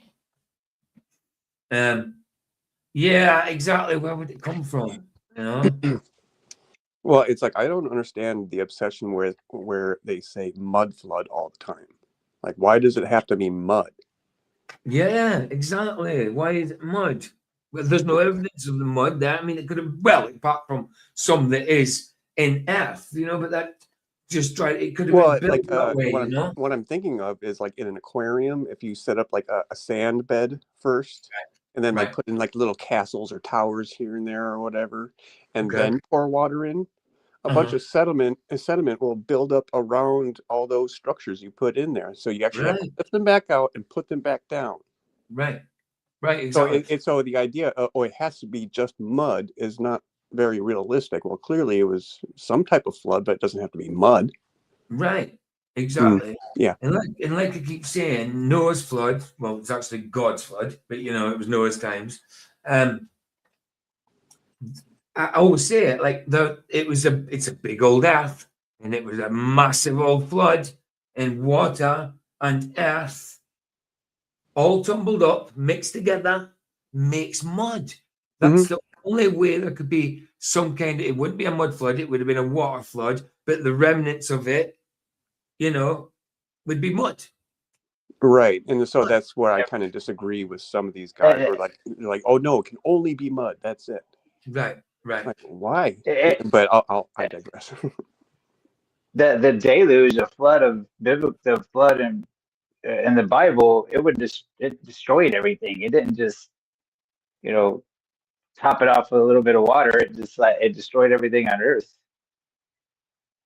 Well, there still would have been remnants. I mean, we have remnants. For example, it says it's that, the like, stones, the granite.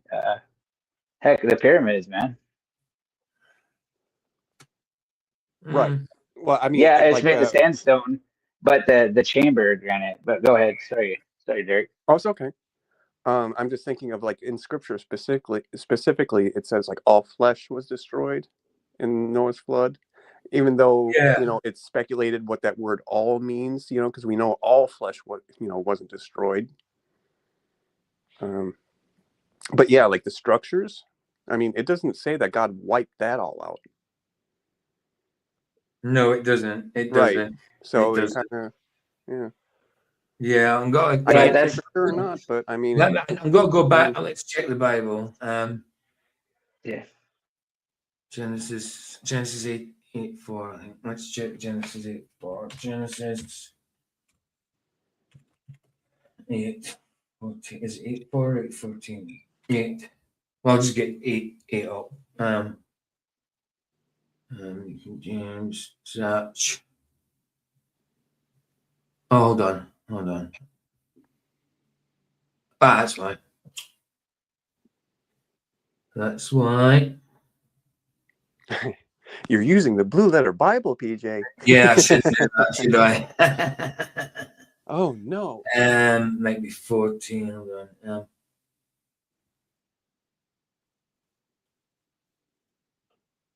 Indeed, the surface. Yeah, it doesn't say it demolished anything right here. And right, so he waited yet another 7 days and sent out the dove, which did not return again to him anymore. That means, there was land. And it came to pass in the 600 of the and it came to pass in the 601st year, in the first month, the first day of the month, that the waters were dried up from the earth. And Noah removed the covering of the ark and looked, and indeed the surface of the ground was dry. And the second month, on the 20th day of the month, the earth was dried. It just says it was dried. It doesn't say it was. Yeah, here we go. It's down here, I think. Then God spoke to Noah, saying, "Go out of the ark, you and your wife and your sons and your sons' wives with you. Sorry. Bring out with you every living thing of all flesh that is with you, birds and cattle, and every creeping thing that creeps on the earth, so that they may abound on the earth and be fruitful and multiply on earth." So Noah went out, and his sons and his wives, and his sons' wives with them, every animal, every creeping thing, every bird, and whatever creeps on the earth, according to their families, went out of the ark.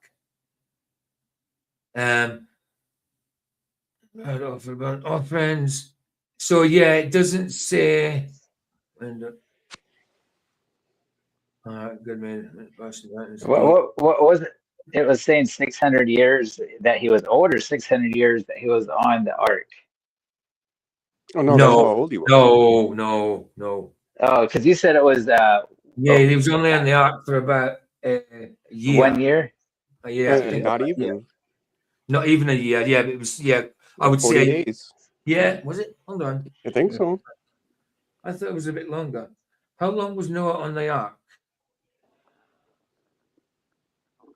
No, a year. About 370 to 377 days. Really? Yeah. It rained for 40 days. It rained for 40 days, remember. He was on the ark longer, though. It did. There is 40 there. It rained for 40 days. Flood was going for 40 days, and then he was on the ark for about a year. Okay. Oh, yeah. It rained for 40 days. Okay, that makes sense. So yeah, it doesn't say that. It doesn't say that. Yeah, it doesn't say anywhere that the whole earth was completely ruined. It said, yeah, and it was dry. Where he was at, it was dry. So I mean, it must have been dry all over. There would have been still. It doesn't say all. It says flesh. It does say flesh died, but it doesn't say everything was wiped out. I mean, there is details left out. Like, it doesn't say how many people was on Earth at that time of the flood either. But I wonder, does it say how deep the flood was? Well, it's not going to say how deep. I don't think. Yeah, they're not going to be swimming to the bottom of the sea, are they? So I don't think it's going to say how deep it was. It just flooded the whole earth. It need well, you can kind of estimate it if it covered the highest mountain, you know. I mean, but it could have been higher than that, you know. I don't know.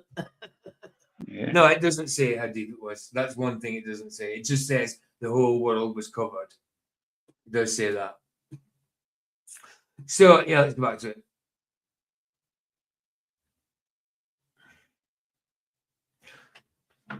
Including countries like America, Canada, and Australia.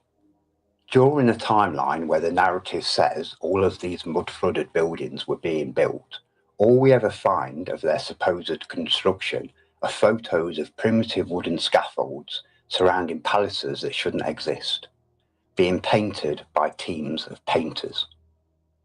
I've even managed to find out what it says on this painter's hat. Then all of a sudden, boom, filled out cities.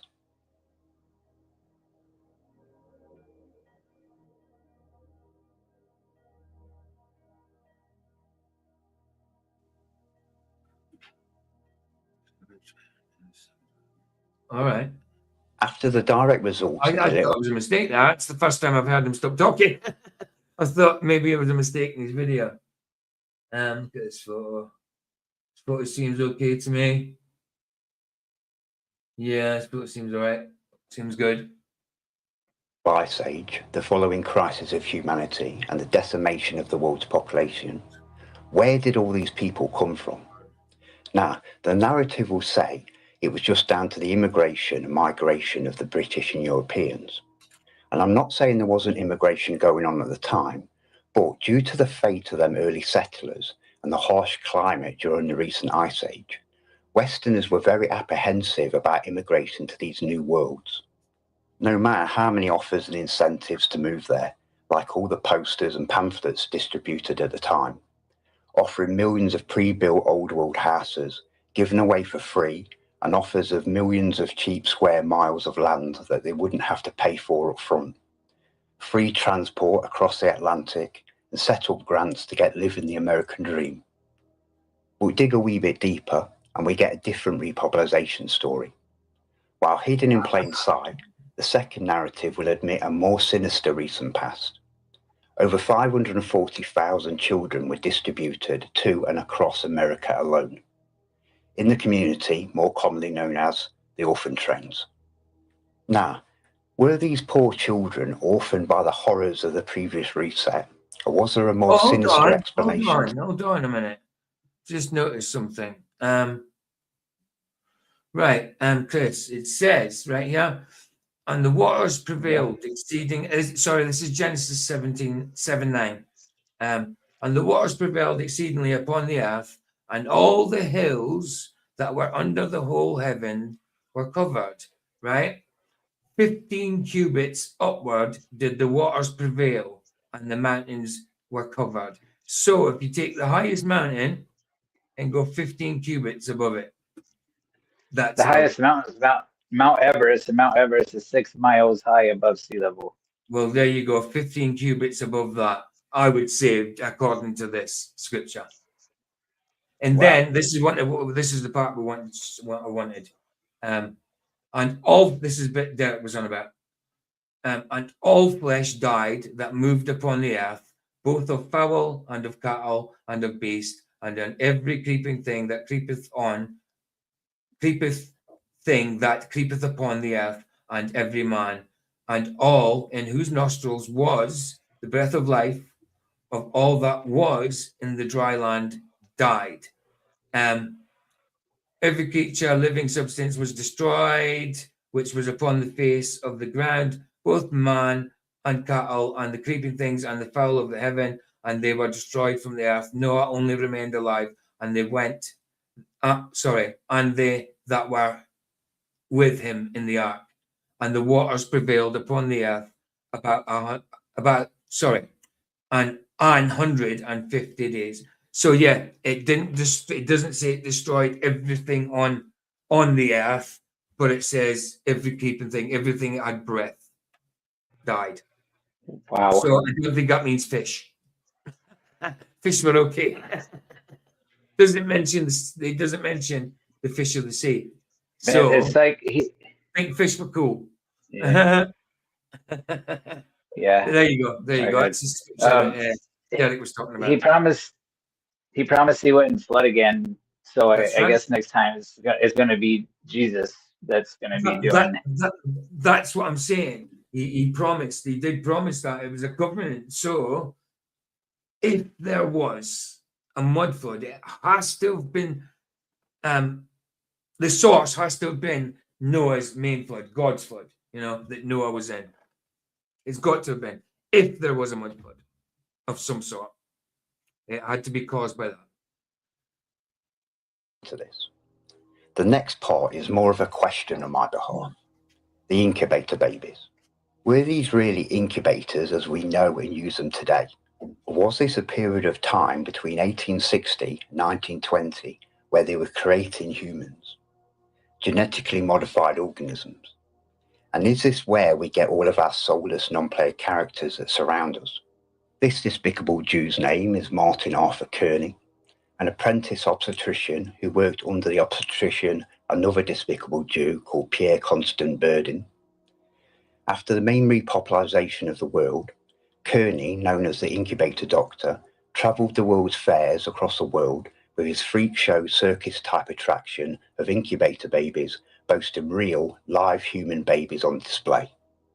This received worldwide attention and press coverage. Now, where was this parasite getting his constant supply of live babies from? My mum loves me with every fibre of her soul, and I was born weighing. I don't know anything about this, what he's talking about, so I can't really comment. Does anybody? This baby thing. No, man. No, I was off in my metaphysical, supernatural second coming, bro. I was thinking compared to that to the flood, I don't know what's right spectacular, man. I'm sure I that know. second. I mean, I do like this videos put together. I'm not.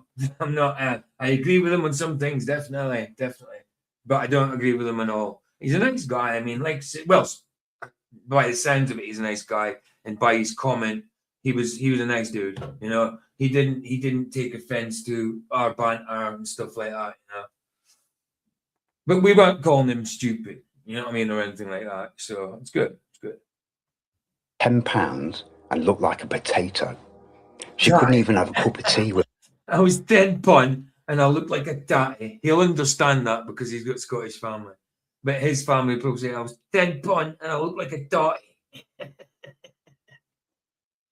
Without me drinking it. So what mother would give over their new or premature baby to a sack of shit like this during a time frame when every country's population had been severely reduced and begging for people to populate them cities? Were these mothers selling their unwanted babies, or were these babies motherless? I don't know this for sure, but I mean, I just think, look, the world is influenced by the devil. You know, devil walks about like a roaring lion, come steal, kill, and destroy. You know, so I do believe these type of things will happen. Absolutely, I don't know to what extent, but these things, absolutely, I've got no problem with saying that this probably happened. I don't know. I don't know what the reason for it is. He's saying the reason was to populate these other places and that. I don't know that, but agree that this possibly could have happened. Absolutely. And being created. Yay, we've got an hour in. Unnaturally. Another topic on this subject, known as the asylums, hundreds, if not thousands, of these old world buildings were dedicated to being so-called asylums, running between the 17 and the 1800s. The narrative may say that these were lunatic asylums, but do you actually think the hardy, tough survivors of this time, after everything they've been through during the past reset, would care enough about people with mental disorders and supposedly build thousands of stone palaces to help the supposed mentally ill? Bear in mind, these aren't the snowflakes that surround us today. It's a good place to start. We're on an hour and 1 minute. So part 3 tomorrow, guys. Flats will be on in literally half an hour. So I'm going to quickly read his comment from the other day, because some of you might not have seen it. Just to show you like how he interacts with people. He seems sound to me. and we'll do part 3 tomorrow. I'll try and get it all done in an hour and 12, but I don't know about that. It might have to be 4 parts because I'm not going to abandon it. It's very interesting. I like his documentary. I think he's honest, and I think he believes this. You know, I really do think he believes it. Whether I agree with him on it is a different thing. You know. Right. So have I actually got this in my? Survivors had grit. Sorry about The that. narrative. Sorry, I'm just trying to get there. Make sure I've got it in my save later rather than having to type it in. Oh, I have. It's already there. Cool. Right. So, as you can see, let me make it bigger. Oh no, sorry, that's not his comment. That's his description. Sorry, that's what he claims. Actually, I'll read what he claims first because you'll see he's very sure about it. This is what he claims. He's very sure. And I do think he's honest and he believes it. Right, here we go. So, this was done in 8th of January. It's already got 20,000 views on Dave's. I'm the captain, and during this documentary, I'm going to show you the reality of this world. I have located lands that have been hidden from us, multiple massive land masses that are beyond our world, fully charted, and I have the means to set sail in multiple vessels that I own. Once I've secured crews, including a second captain, let me show you what no one else is capable of. Including that the hidden lands that surround us are fully built out with ancient and old world architecture and infrastructure, just like how we see all around us. The flat Earth model is purposely incorrect and designed to deceive you. I don't know. I don't go by flat Earth models, but okay. There is no ice wall. Capitalized no. And I'll prove it, he says. Everything you think you know about Tartaria is wrong. I figured out the entirety of the last great reset of humanity worldwide, and it only ended in 1860, undeniably proving and fully explaining the mud flood aftermath. Not just the past reset, but I found all 4 of the past resets of humanity. Australia and its natives are not what you think they are, and our entire timeline has been fabricated. Plus, much more. Let me show you a bigger picture. Captain Gunn. There you go. So, hold on. Let me take the thing there. Let me go to my last video of it.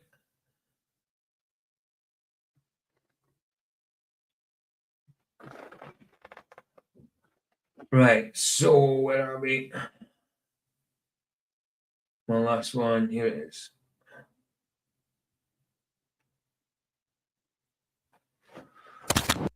Right. Is that,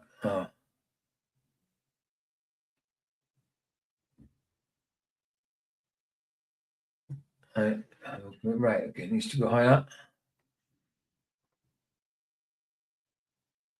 Right, so this is what he said about the last video we did, the first one. He says, I'm glad my documentary, his name is Captain, well, that's the name of his channel, Captain Gun 82. I dare say his name's something Gun.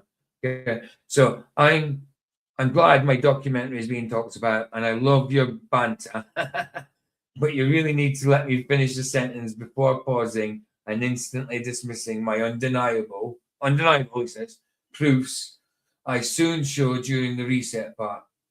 All real science proving things like recorded temperature drop. The little ice age is not a theory. It's important to hear each sentence in context. I agree with him. I mean, I can take that criticism without a doubt. My model and timeline of the past 4 reset events is made with undeniable science. And the first reset was your flooding event in 1500 BC, when it's actually 2300 BC that Noah's flood was. Ish. Many of my undeniable proofs proven over the years have direct reference to the Old Testament. So we're still to see that yet. That would be cool to see. I can prove your flood, but there's 3 other mud flood events since. So so I'm saying I was saying earlier, he said 4 mud floods. So he's really saying the main flood, Noah's flood, and 3 other mud floods. And that's what he's saying. Which no, I don't believe. But he's welcome to that belief. But you have to listen in full sentences, brother. I can accept that as well. I accept that as well. I would recommend that you and your friends watch the video by yourselves, then go through it again together. I promise I'll blow all of your minds. Make a more interesting video. I bet you'll change your tune. I mean, I do agree with him on some things, absolutely, 100%. So I said to him, hey, bro, I'm sorry. I mean no disrespect. It is really banter, and I do appreciate your experience, bro. I don't know, I put too many bros in that. Second part is today. I promise I'll be less impulsive. I guess our bias can sometimes become forefront. I appreciate you, bro. And again, sorry for being impulsive. It really is interesting. Oh, hey, you could join us if you like, entirely up to you. It'd be ace to talk directly. God bless. Yeah, and respect. And he said, I'm not offended, brother. Thank you for replying, and I hope you enjoy. Then he said, I said, no, he said, sorry. You've got 20 minutes. I know, babe. And thank you. I'll try and chew. He said chew, but he means tune in. But I'm sailing down the south coast right now, and it's a bit rough out here. It's understandable. It's understandable. So, yeah, he seems that he's a decent dude. He makes a lot of positive claims, 100%, but he seems like a nice enough dude, and he believes it. So, now, fair play to him for commenting. Fair play. I didn't know he'd get to see it because I didn't know his channel. I seen it. Obviously, it was through Dave. So he must have been watching Dave's channel as well, and who was doing that, you know. Right. Okay. I'll have to play Jim tomorrow. So, guys, I'm just going to play out with a song I've got here because I haven't downloaded anything. So let's play out. Has anybody got anything to say? Before we go? I just all right, babe. Thank You've you. got 20 minutes. Love you. Okay. I'll see your keys. Yeah. All Take right. care, everyone. God bless. Bye. Yes, bless you guys. Anything? Sorry, Chris. Nah, man. See you later, man. All right, bless. I'm going to play out the song. Don't know what. Let's do something random like that.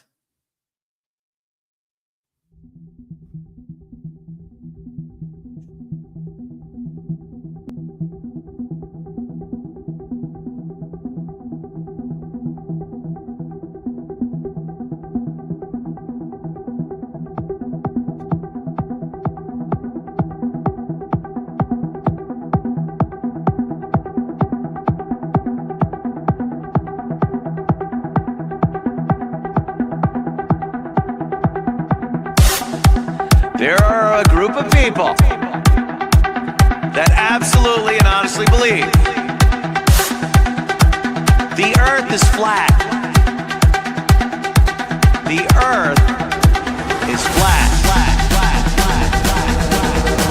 Now, one thing I really want your generation to embrace is that the earth is a closed system. We cannot leave the earth. There's no place to go.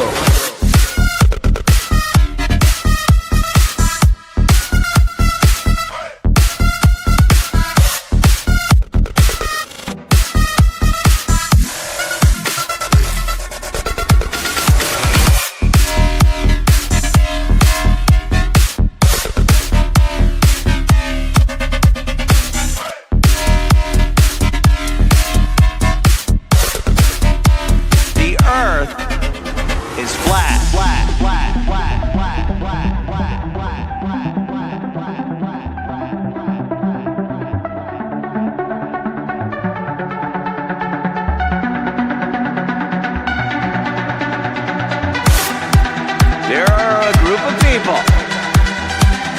that absolutely and honestly believe the earth is flat. The earth is flat. Now, one thing I really want your generation to embrace is that the earth is a closed system. We cannot leave the earth. There's no place to go.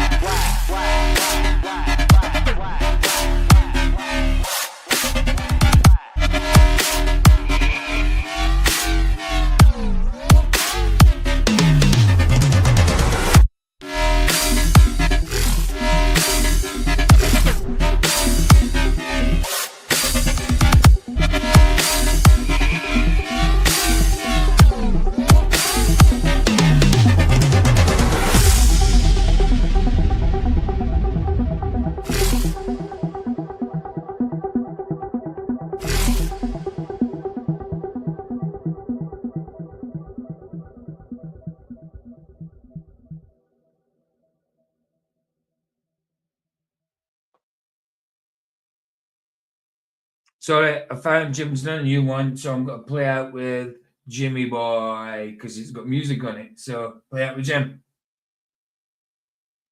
Likey wakey, bit of sound. Off we go.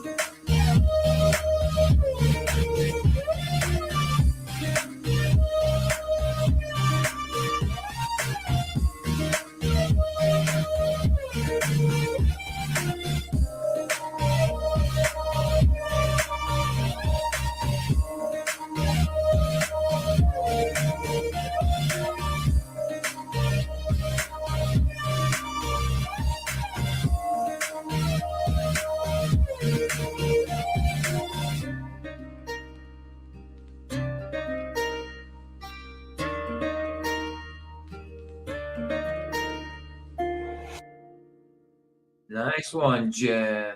That was ace, man. That was ace. I like that one. Need to go to his channel though.